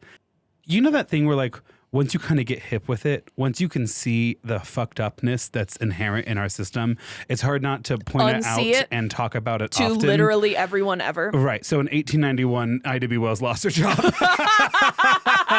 Ida B. Wells was like, I can't not say shit anymore. Yeah. The Memphis Board of Education dismissed her from her teaching position because she kept pointing out that Memphis schools weren't equal. And they were like, you got to stop saying that. And she goes, the truth? And they were like, yeah, that part. It's really inconvenient for the rest of us. Well, go off, queen. Okay, so this is also so funny, too, because it's like, oh, you thought you just clipped her wings, but you actually just released her from the cage. Because now she doesn't have a day job, which oftentimes I'm like, man, who could I become if I didn't have a day job? And it's scary. I've seen it once. The pandemic was weird. I see it every summer. I see glimpses of what could be. Back to the conversation about do we need to wear a jacket to this goddamn cruise or whatever? Quit being a smartass. Listener. I'm going to use that all the time. TBI, TBI, bitch. TBI, MIBITCH. Depressed TBI. Right. My government name. Talking with a partner, I'm like, and he goes, I don't even own a jacket. And I go, oh, I have a jacket that might actually fit you. And very kind, but my partner is significantly smaller than me. Kind of gives me a little, very sweet little look. I'm not going to say anything, but Grant's smart and he'll figure it out. And he kind of gives me this kind of go, oh, no. Sorry, it's back from 2020, 2021 when I had everything I like to do was illegal and I won't drink by myself. So I just hiked for months at a time. It might be a little big on you, but it would actually probably fit you pretty quite well. Yeah, honestly. He's smaller than you, but he's also kind of beefy and he has a lot of muscle. No, he has a lot of great muscle. Yeah. Shout out to the Etsy witch that one of you listeners paid for. Someone must be paying an Etsy witch, and let me know where the Venmo is. Oh, I got a tarot card reading from a friend today I need to read. Remind me about that later. I will. Believe me, I will. So in 1891, she loses her job, but that actually gives her more time to dedicate her life to what she will ultimately become famous for, which is her writing. She continues to write for The Living Way and the Free Speech and Headlight, and she becomes just a full-time journalist, and she views journalism as a way of advancing the civil rights cause. That essentially, white-owned newspapers in the South will never print the truth. And it is her job as an educated woman who can write with the backing of some newspapers that will publish her for her to go off and document and prove what is happening in the South. Chapter 3, The People's Grocery. Nice. This is, heads up, the saddest section because of the crime that's going to happen. This is a story of a civil rights activist, and the year's about to be 1890. So, historical context is what it is. I'm not going to sugarcoat it, but I'm not going to relish in the grotesque details. I'm going to give you enough that I think will paint a picture, but this is kind of your trigger warning. basically something bad happens. And if you want to skip to the next section titled Anti-Lynching Crusade, you'll probably understand most of what we're talking about. But this is an important part of our story. Yeah. So in 1889, Thomas Henry Moss Sr., an African-American, opened the People's Grocery, which he co-owned. The store is located in a South Memphis neighborhood known as The Curve. I don't know what that, what importance to that is, but curve, there but it is. Okay, yeah. The Curve. Wells was a close friend to Moss and his family, and she was the godmother to his first child. Cute. We need to, hey, just as a society, I understand godmothers and godfathers are like a cultural thing for or like Christianity and maybe some other religions. I need us to have something like that for us non-secular folk. I think if we're just going to do it, yeah. Just but what do we call it? Because Fairly godmother. Nice. Not fairy godmother. Yep, fairly godmother. Fairly TBI depressed godmother. Am I? Yeah. Correct. Okay. So the People's Grocery opens in 1889. It is competing with a white-owned grocery store across the street. It's being patronized by black patrons because it's black-owned. Obviously. Also, their prices are pretty competitive, and they aren't greeted by a racist store owner when, as a black person, they walk in. So they can support black business. They have a better deal, and they're not racially harassed. Right. Yeah, incredible. Meanwhile, white business owners in Memphis are like, how do we crack this formula? It's just like, don't be a dick. Yeah. Well, and that's actually another really interesting thing that we've talked about in my grad class around this time period and this like era of discrimination for these white upper middle class and upper class people who were trying to both walk this line between like economic success and like racial hegemonic power is they were like, can you define hegemonic? Like unquestioned, all consuming top tier. If I want to make as much money as possible, I have to then also sell to black people, which in some of these towns is like 45% of the community. But I don't want to. I don't want to. Because of all this racism that I believe in and taught, and I'm also now teaching to future generations who are still alive and voting. And also maybe feel societal pressure to not serve. Correct. And so there's this like push and pull between like for instance, like white store owners in like the rural South would sell to white patrons and black patrons, but when a black patron would be like, I would like that box of like Jiffy Mix, they'd be like, oh, I think the generic is probably a better choice for you. I think. And so they would like patronize their own patrons, and they would like make choices for them. And in fact, actually brand loyalty kind of comes up in this moment because for black patrons, instead of asking for pancake mix, they would ask for like the Jiffy Mix pancake mix. And then they're like, oh, blankety blank, they could be like, I'm so sorry, sir, but my mom sent me here for that. And they could use the name specifically to access what otherwise was being gate kept by like white store owners to like just continue to reinforce this like white racial social hierarchy that's completely fabricated. It's ridiculous. Right. But so then there's this double-edged sword where it's like, I don't like you. I'm invested in the physical control of your body. I believe I have full access to that body and can do whatever I want to it. Yeah. That there is no consequences for whatever violence I might mitigate onto your body. And at the same time, you're an independent consumer who I cannot compel anymore to spend their money at my store. True. Yeah. And so I have this weird social power over you. But at the end of the day, where you spend your money is kind of up to you. Unless, of course, I commit horrific violence against the people you would go to and eliminate your options. And leaves it as a monopoly. And that's not right. Yeah. Okay. That's fun. Right. So the new grocery store opens. Yeah. In March of the same year that it opens, a confrontation occurs outside of the store. A white adult with a black youth. Hard to tell if this is like a 12-year-old or like a 17-year-old, but definitely a child. It's a black child and a grown white-ass man are playing what sounds like marbles out front, like circling this dust, whatever, right? Yeah. Confrontation ensues. Someone accuses someone else of cheating or whatever. The store employees of the People's Grocer step out and don't beat up the white guy, but like help defend the young black man before he's like fully assaulted. Right. Yeah. Oh, no. Step A to step B to step C, like a white mob forms. The community tries to fight the white mob back. Of course, the white mob then views this as racial antagonists have started a black rebellion in Memphis, and they're about to take over the entire city unless we do something right now. It's the same fucking story every goddamn time. Because it's a story that works because they read about it in the newspaper. Fear-mongering. It also makes them feel brave and like just. It's almost and, like vigilant. You understand how you and your society are treating minorities, and you don't want to feel then like a minority. So like it's right there. So 3 black men affiliated with the People's Grocery are arrested. Those people are Thomas Moss, Calvin McDowell, and William Stewart. They're arrested and put into jail. That night, a massive white mob of over 100 people shows up outside the jailhouse, break in.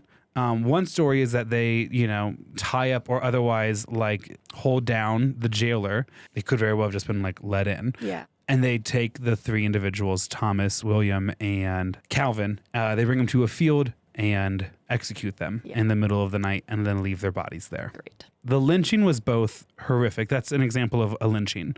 A lynching. Do you want to try to provide a definition of a lynching? I just know that it tends to be a racially motivated attack, but I don't, because like lynching, I feel like when you learn about it in grade school or whatever, it's like tar and feather and hang in the public square. Yeah. But it's not always that. It's like a racially motivated violence. Right. So this is actually a really, really interesting concept. And for those of us who've been watching and listening to Love Island, like, oh my God. Okay, hold on.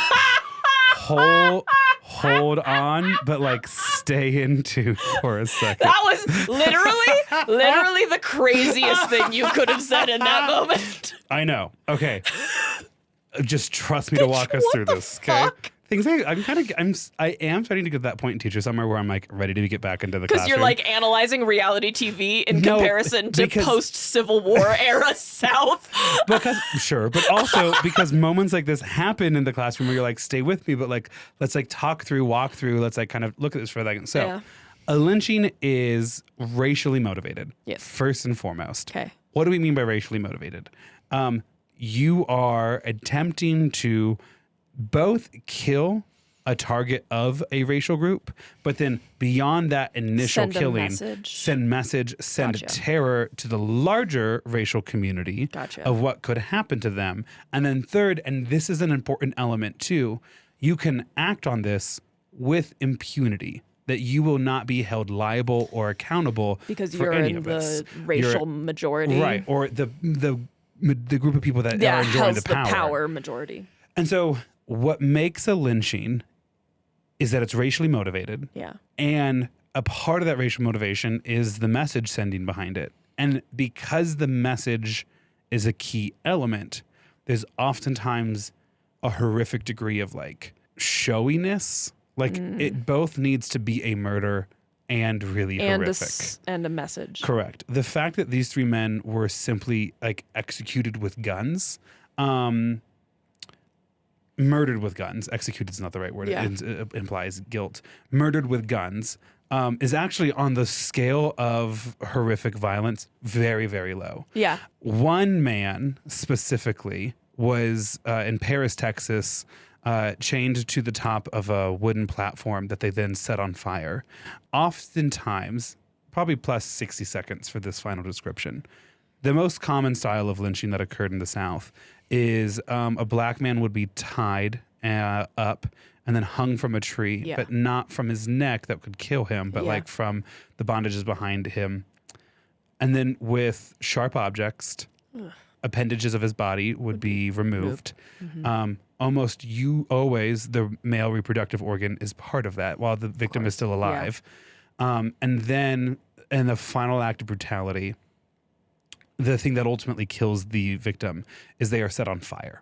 And the fire is ultimately what kills them.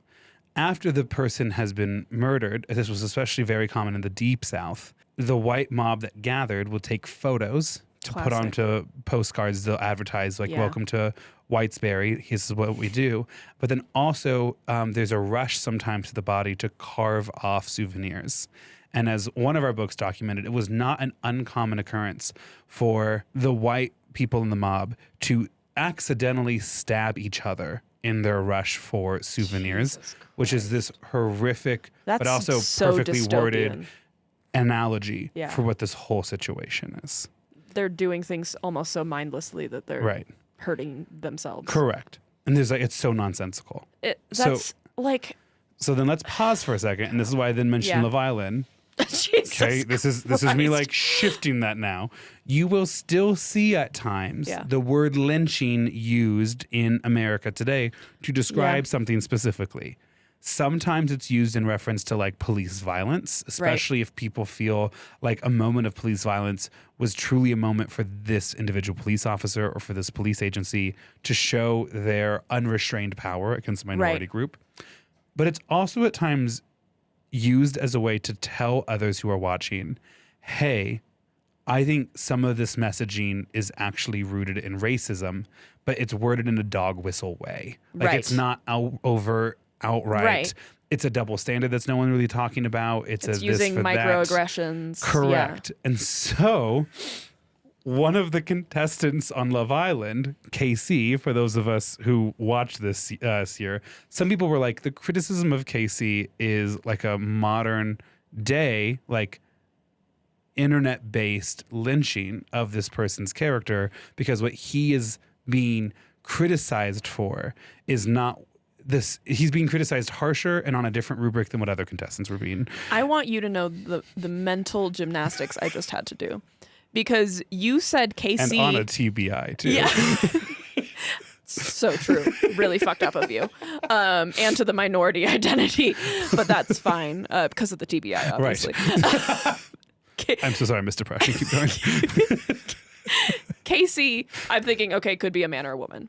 Also could be white or black. So also I'm gonna could be your husband. Yeah, I'm gonna now need to do some more mental gymnastics to find out where on the spectrum that's being landed. The shortest bit I could tell you is Casey is a black man who on Love Island. Oh, I got that now. Okay, was romancing a black woman, and then there's a thing called Casa Amor where you take it away, and it's basically like, how strong is that connection? Here's a bunch of temptation. Here you go. It's like fucking chapter 3 of the Bible. It's crazy. It's great. It's a Stanford prison experiment. I thought you were gonna say chapter 54 of ACOWAR. No, could you imagine? Girlies who know. No. Anyways, he in Casa Amor falls for a different black woman and brings her back, where the first black woman was like waiting for him, and then she was like, you've really hurt me, I picked you and you didn't pick me. And then people online go ahead. No, Casa Amor, he got sent there with the black woman he was romancing. So he was romancing, her name's Anaya. Okay. And then he and all the other boys in the villa got sent to Casa Amor. Okay, so he's not getting sent there with the woman. He's sent there with just his boys, and there's like, just random other bombshells that are entering the villa. Look at you using the word entering Casa Amor. Yeah. Correct. Meanwhile, back at the villa, they sent in 12 boy bombshells to tempt the women. This is too much. Almost all of them stayed with their original man. About half of the original men stayed with it. Right. No. Hey. You're in it now. Feel that sweetness on the tip of your tongue. I literally can't. So, I will get so invested. Yeah, correct. The deep fucking rabbit holes are deep as like fucking the Marianas Trench that I went down for Secret Lives of Mormon Wives. Before the season finale, which was like 72 hours ago, my partner and I had dinner, and dinner was silent. Not because we were mad at each other, because we were just both thinking and getting ready to watch. Hadn't even watched yet. We're just like, in that moment, we're like, we are about to do something. And so right now we are literally just two people eating next to each other. It's a really special moment. That's beautiful. So anyways, people were like, Casey is currently the target of like a modern day internet-based lynching because he's being held blankety blank. His character. And one of the most common replies was, mind you, everything we're accusing him of, he did on TV and we saw. Yeah. And it's like, yes, but also maybe there is an element of a double standard. Yeah. And like no situation's exactly the same, but like Corbin was not held to the same standard that Casey was, and Corbin is a black man as well, but Casey has a darker complexion, and so there's that element to it all. Yeah. And like, there's all of this. I'm telling you, Love Island's fascinating, just from a person interested in like society. So anyways, that's what a high-tech lynching is. Another instance of where Casey's going to ask me about an episode and I'm not going to be able to say anything because all I'm going to want to say is that Grant somehow connected Love Island to post-Civil War era American South. I have the rhetorical skills. Like that. No, I haven't established anything. The issue is I don't.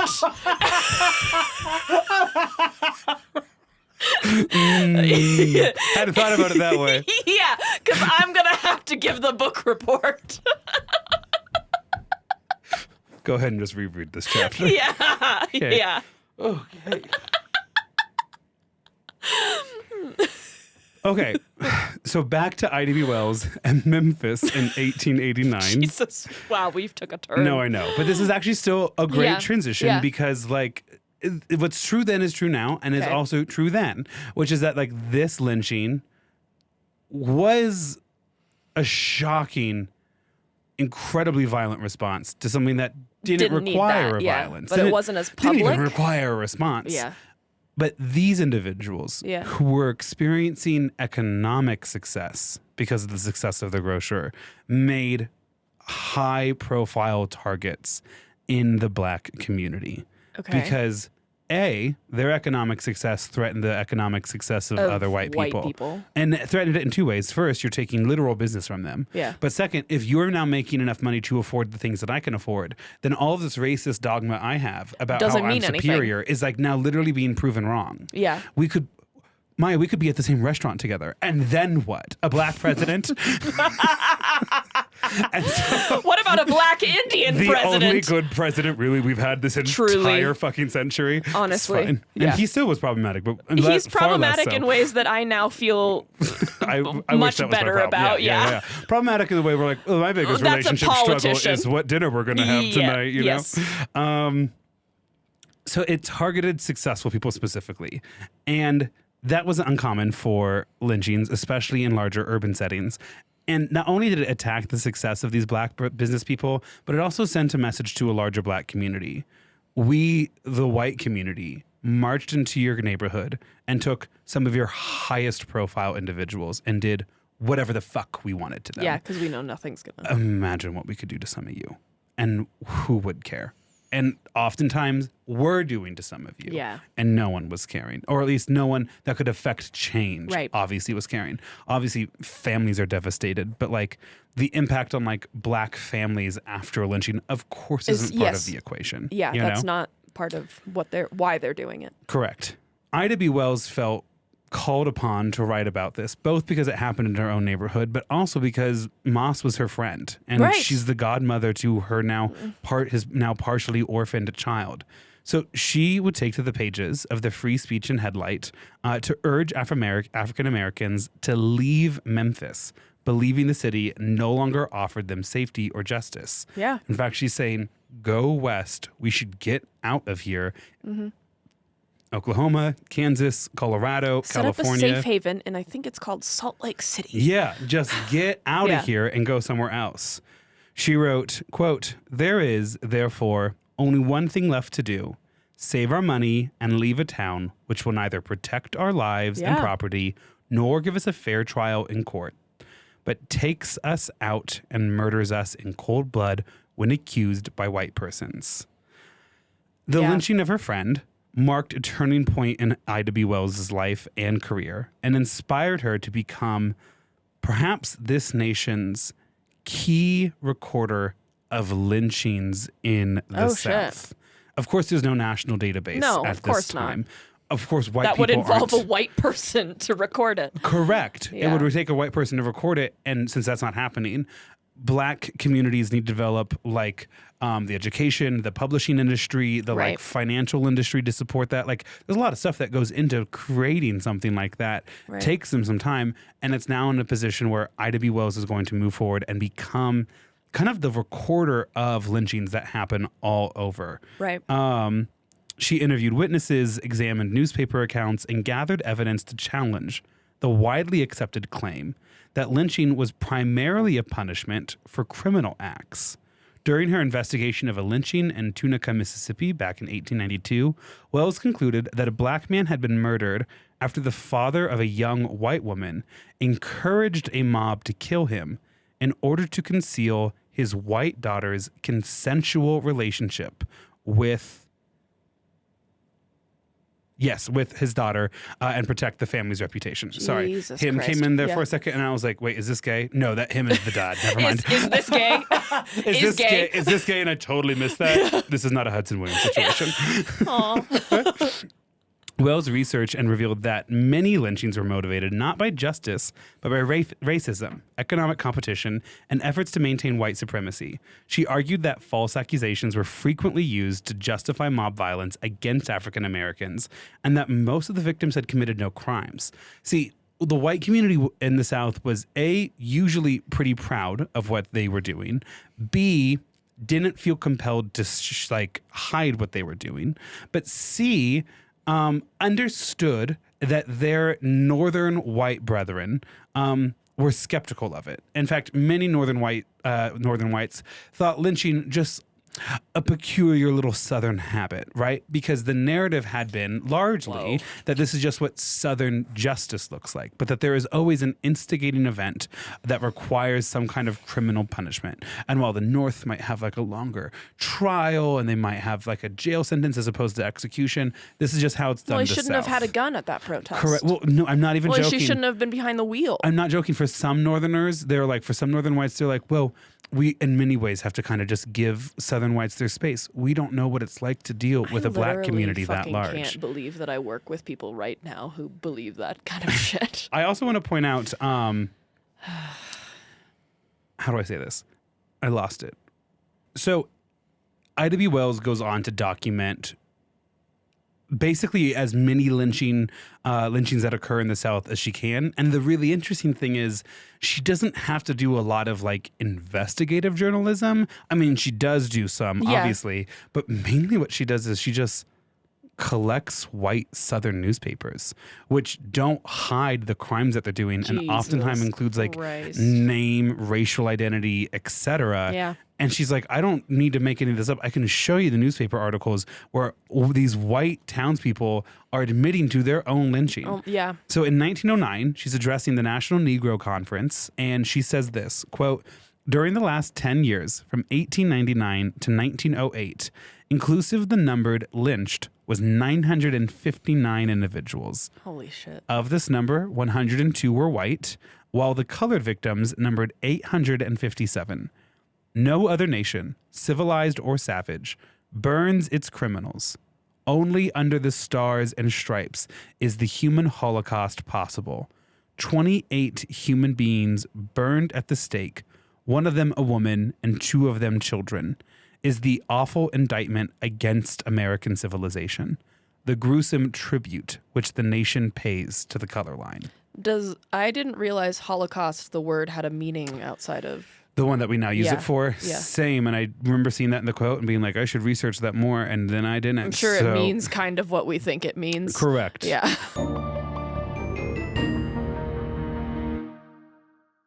Chapter 4, the Anti-Lynching Crusader. We're about to get into some saucy stuff here, and I'm very excited for it. Oh, yeah. On May 21st, 1892, Wells published an editorial in The Free Speech, the newspaper that she helped run, in which she said that she was hoping to put to rest the, quote, old threadbare lie that Negro men rape white women. If Southern men are not careful, a conclusion might be reached which will be very damaging to the moral reputation of white women. Yeah.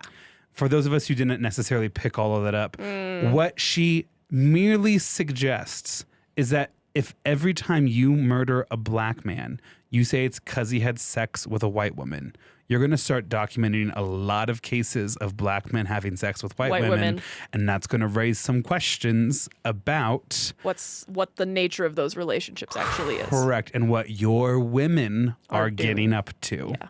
4 days later, on May 25th, the Daily Commercial, which is not a black-owned newspaper, wrote, quote, the fact that a black scoundrel, Ida B. Wells, is allowed to live and utter such loathsome and repulsive calamities is a volume of evidence as to the wonderful patience of Southern whites.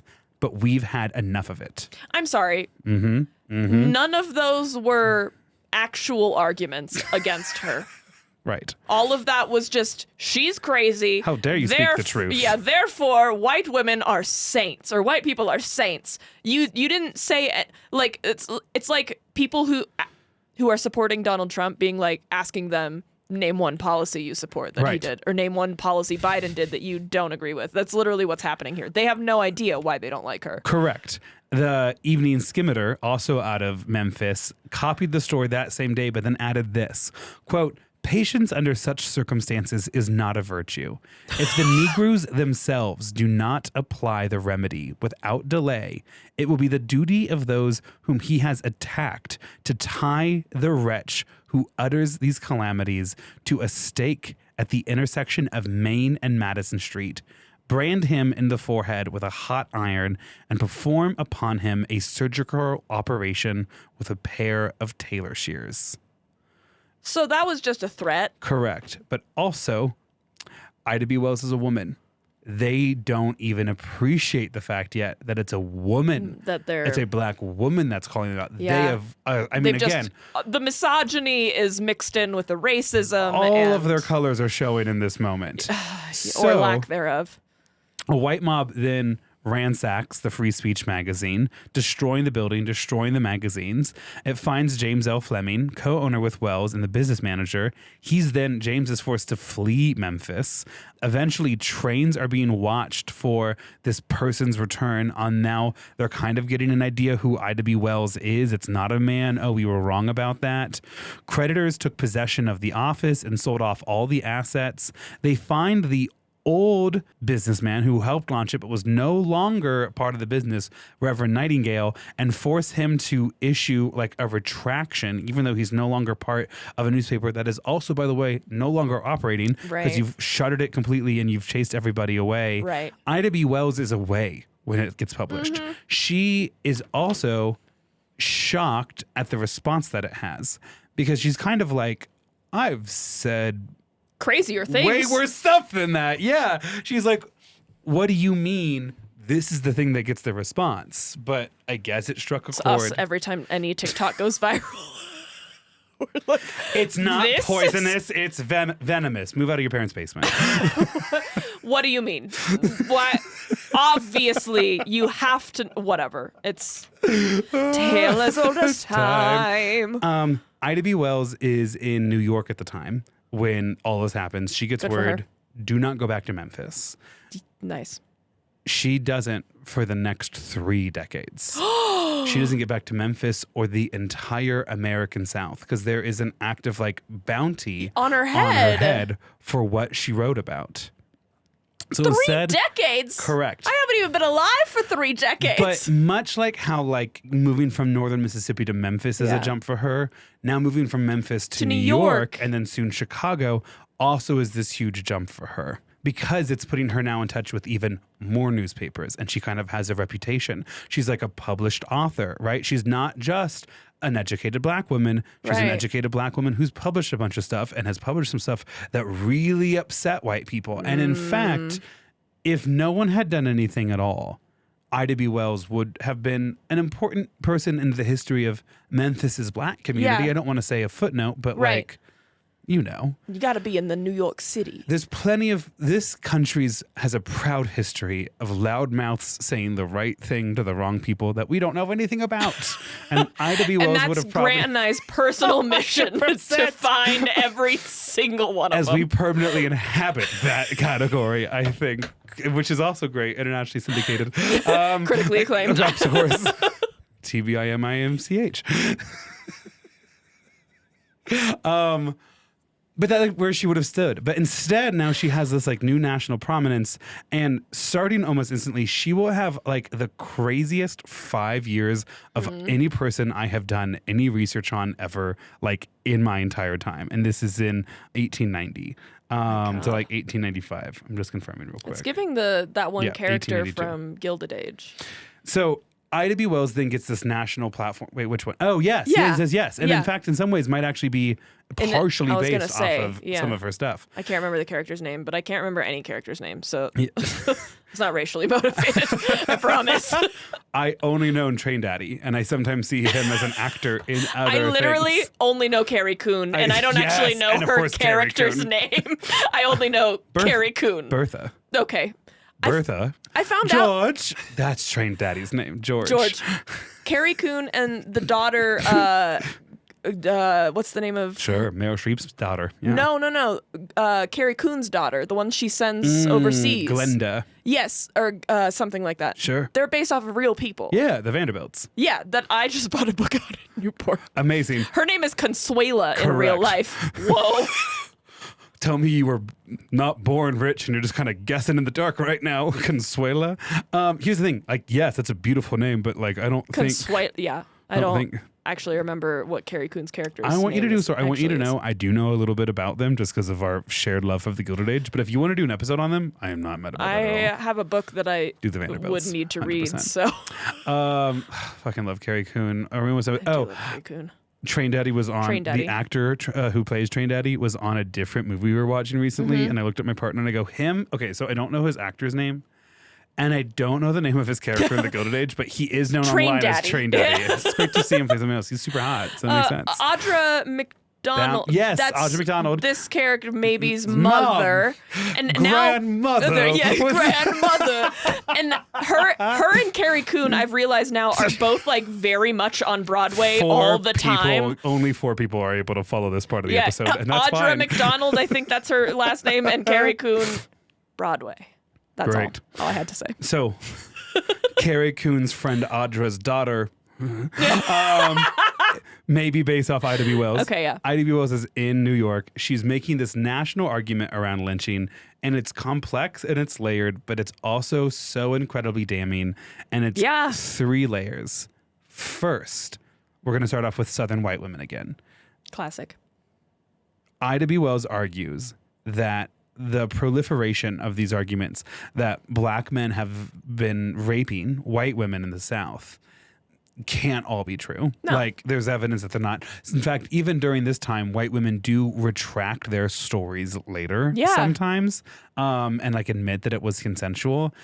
And Ida B. Wells argues that, like, if you continue to do this, continue to lie and then have a man die because of that lie, you are going to lose your reputation as like a virtuous, unsullied flower. Their words at the time, like not that's how ours.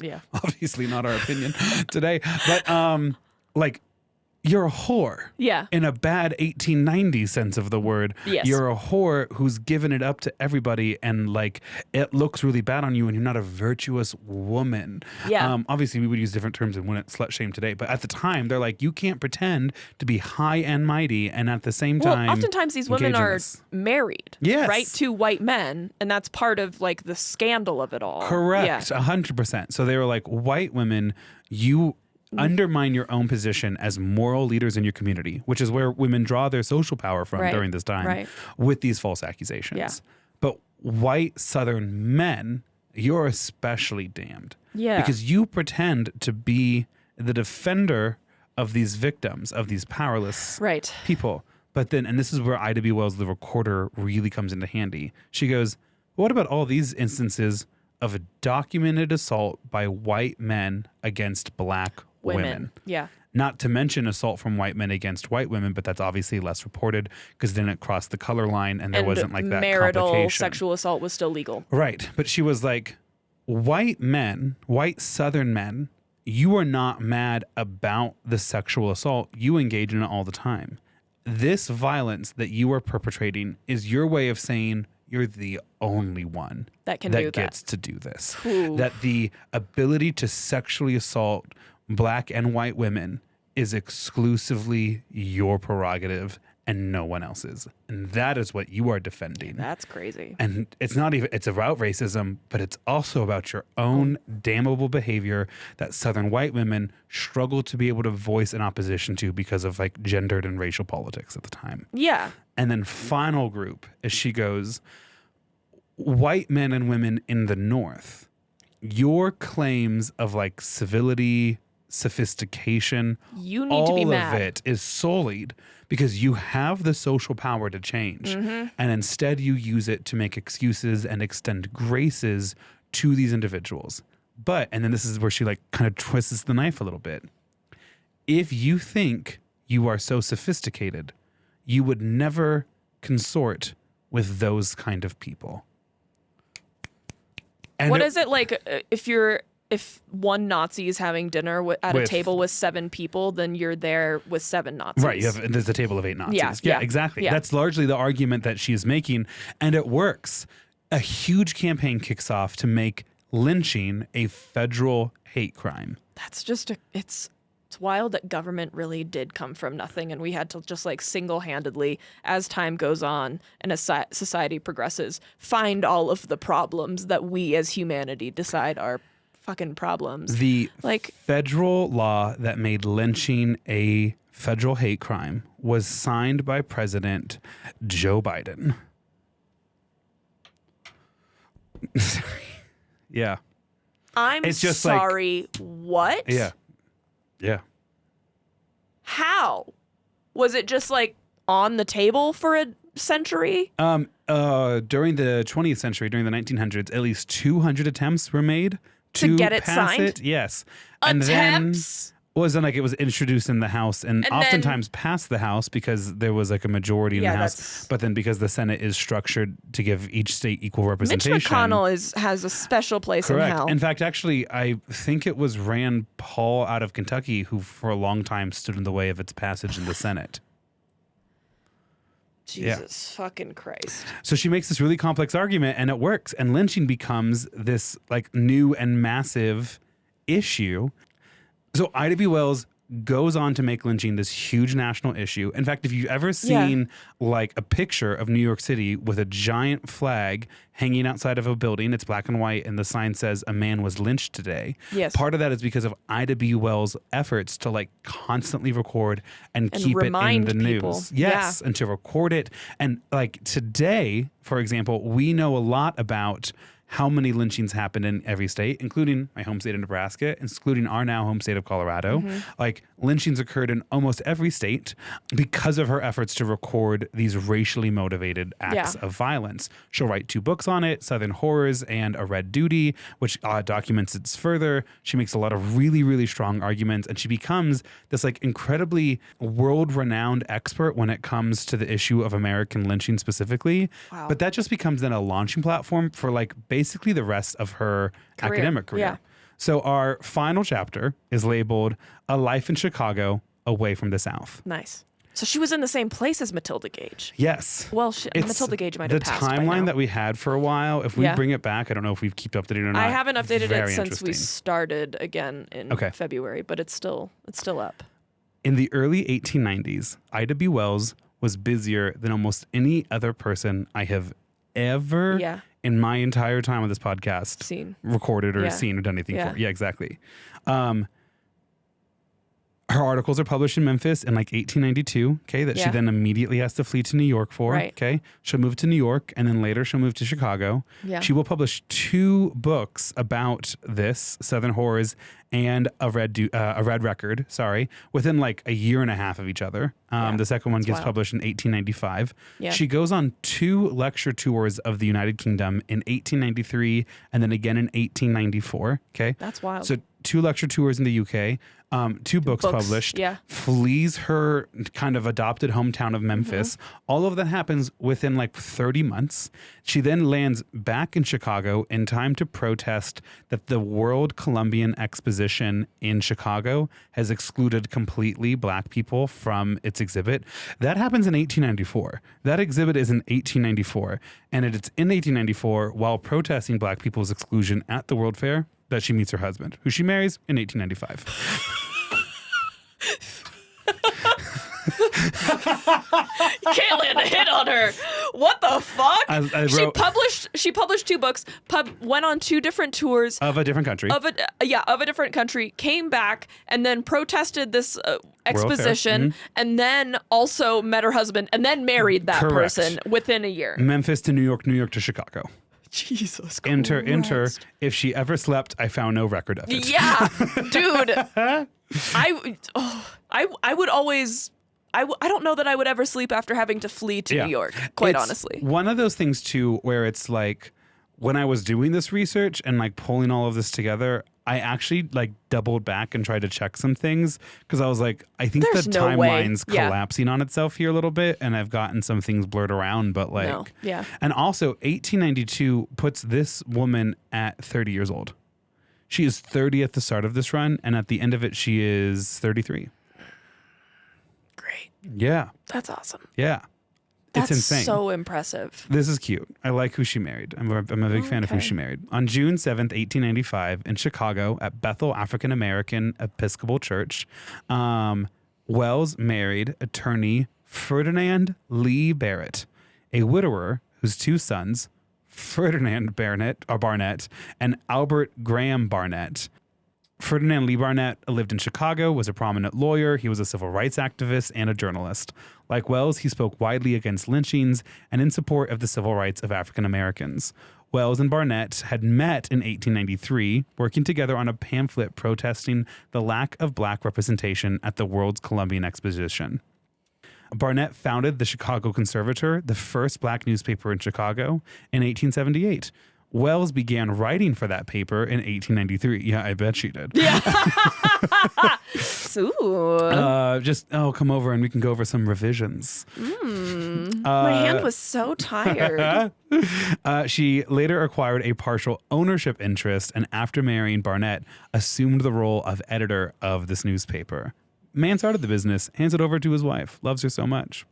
They'll go on to have 4 biological children within their own marriage, to have 6 children total.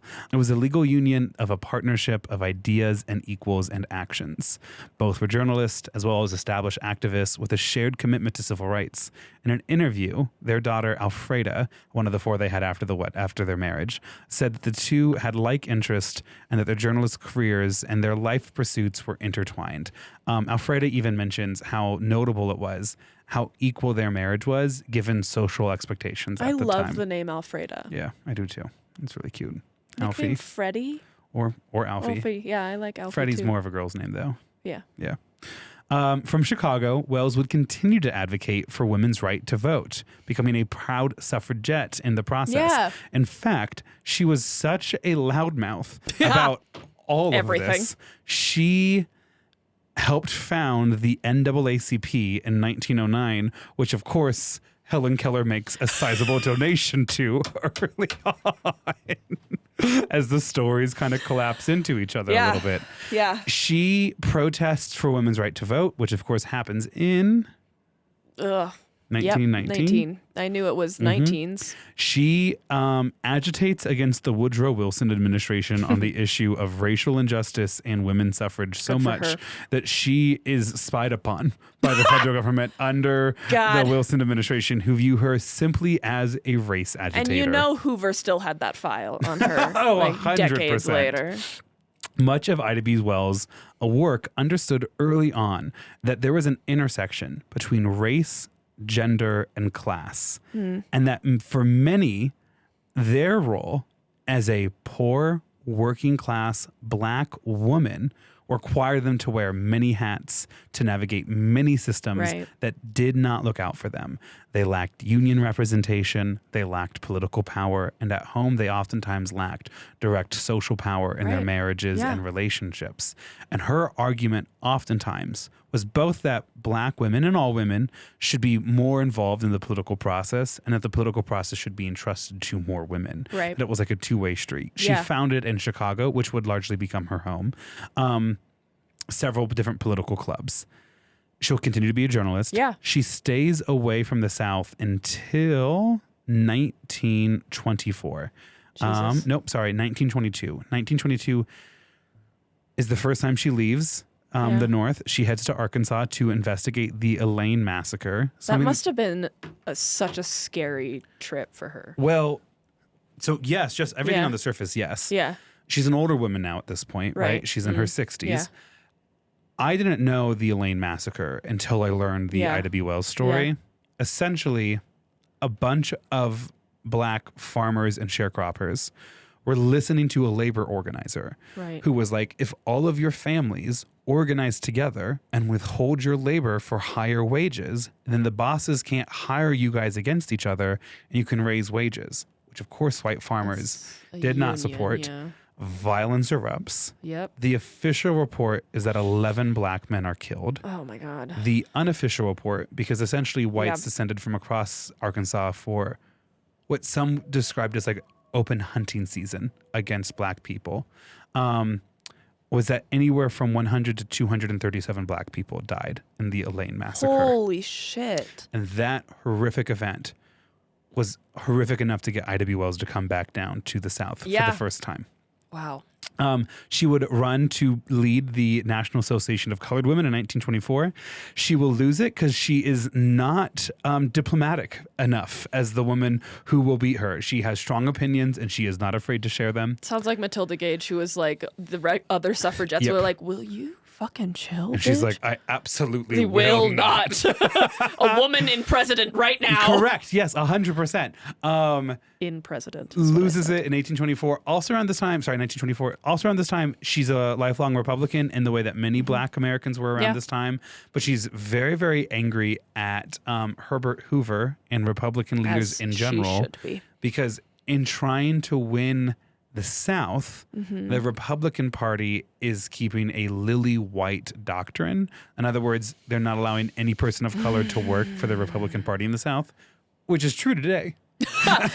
It's just the Republican Party is now the Democratic Party, and the Democratic Party is somehow also the Republican Party, but we're all white. You gotta be white if you want to work for the Republicans in the South, which is crazy because all of the whites are working for the Democrats in the South, and they're not allowing, neither party is allowing black people to vote. Which is... So Ida B. Wells, who's kind of, in some ways, a pragmatist and understands like the strategy, also finds it completely unacceptable that the party of Lincoln would do something like that. Yeah. And so in 1930, she runs for the Illinois State Senate against the Republican running because she runs as an independent. She's like, I will do this on my own. Fucking incredible. Suffragette, labor rights activist, civil rights activist, author, journalist, advocate. In 2022, standing next to America's first Black vice president and first female president or vice president, Kamala Harris. Yeah. Joe Biden helped sign into law the anti-lynching law that Ida B. Wells spent her entire life trying to get passed. She is largely recognized both in Memphis and Chicago for her efforts. Yeah. And the Black historian who helped found the 1619 Project for the New York Times. Do you know what that is? I've heard of it, but I don't know what it is. Republicans hate it because it documents America's history of slavery and racism. We shouldn't even be teaching our children that. Well, it's anti-American because what you don't understand is that Black people became Americans around the time of Jesse Roberts, kind of, but then also maybe Martin Luther King Jr. might have been the first Black American according to some Republicans. Certainly these people we enslaved and brought over to America but it wasn't even Black Americans. My family didn't do it. I didn't do it. So why should I have to deal with the repercussions of it? Or even learn about it. Jesus fucking Christ. And we say that as people who have our own knowledge gaps, but have a wide open arms to learning more about At least them. I know that I have knowledge gaps and I'm not just being fucking thick-headed. So the author, the founder of the 1619 Project, then also has committed a lot of her work into understanding the life and legacy of Ida B. Wells. Nice. And helped found the Ida B. Wells School of Investigative Journalism to That's awesome. Continue her legacy. Wow. Yeah. She's a cool lady. Complex lady.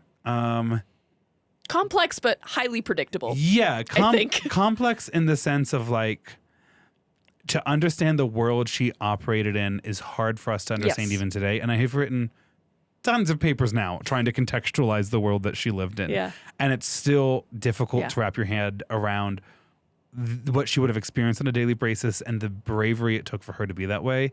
And I understand also probably to a certain extent for her, like there was no option B. Like this is who she was and what needed to be done. And that was A, B, and C. You know what I mean? Yeah. She didn't seem to stand down. Right. At all. And so that is Ida B. Wells. What year did she pass? 1931. She passed away a year after running for Illinois State Senate. It's so funny to me. I love that. Good she for her. would have been 69, 70, 71, kind of in that range, just doing math off the top of my head. Yeah. Wow. So there she is. Who knows what I'll talk about next, because the next theme is... Okay, great. Really leaning on Grant's vacation right now. Every time you don't have an answer, I feel so much better about when all the you times don't have I an didn't answer. have an answer. I know, and I've been like trying to stay on top of it really the last few times, and this time it's sneaking up on me. I just edited tomorrow's episode today, so that's good. This is the theme is better together. Yes. I kind of want the title of the episode to be All Be Better, but just B period, because it's Ida B. Wells. I like that. All Be Better. I'll be better. Which I feel like is like an important commitment. She wanted everyone to be better. Yeah. I think Ida B. Wells would be thrilled with the country we live in right now. Yeah. And would be writing so many threads on Twitter and threads. The way I would have and, notifications for her. Yeah, and would be writing for newspapers and would be considered too radical for our two mainstream political She wouldn't parties. even be hired by any particular news organization. She'd be like single-handedly syndicated by the AP. Yeah, I hope so. I hope that we would respect and understand her brilliance as opposed to just being shocked by her correct radicalism. Yeah, true. Do you know what her middle name actually was? No. No. Cool. But every single thing I read, it was Ida B. Wells. Yeah. I wonder what that was about. But yeah, I like it. I like that title. Cool. Okay. It's and I mean this in the most loving way possible. It is approaching drag queen name status. It's a little bit like Ida B. Well, right? Like all it's be like okay. a little punny, but it's also not mocking an actual corporation while trying to monetize off of a brand new name that you've created that's now doing something completely different. So it's original like that. Fucking Win Wiley, pissing me off still. Dragon queen name that I saw recently that filled me with joy. Anita Nose Job. Hey, well, did she? I mean, it's all makeup. So. But you can kind of tell if they you're like, you could. I think I can see how you would be self-conscious about your nose. Sure, it's almost like I'll be better. Okay. The name of the episode. Yep. Okay. Do your thing. I need to pee. Oh, wait, there's a thing I gotta do. I'm like, why have we not? Because listener, Mai's the one that ends the recording, so I just kind of have to keep vamping. Which is so funny because I haven't done the end speech in literal years. Maybe ever. Yeah. That was a very early decision. Well, thanks for listening. Join us on social media. Enjoy the episodes that you have because I don't know what the next theme is, but then you'll enjoy those too. It's coming. Write into Well I Laughed by going to wellilaughdpod@gmail.com or our website, wellilaughed.com. If you would like additional content, join us on Patreon. I'm going to talk today about the special visitor my sister is bringing on the cruise. Yeah. I haven't got that. And of course, you can always request a cameo. We got a cameo recently to wish someone's birthday. So until then, friends. Bye. Goodbye. Love you.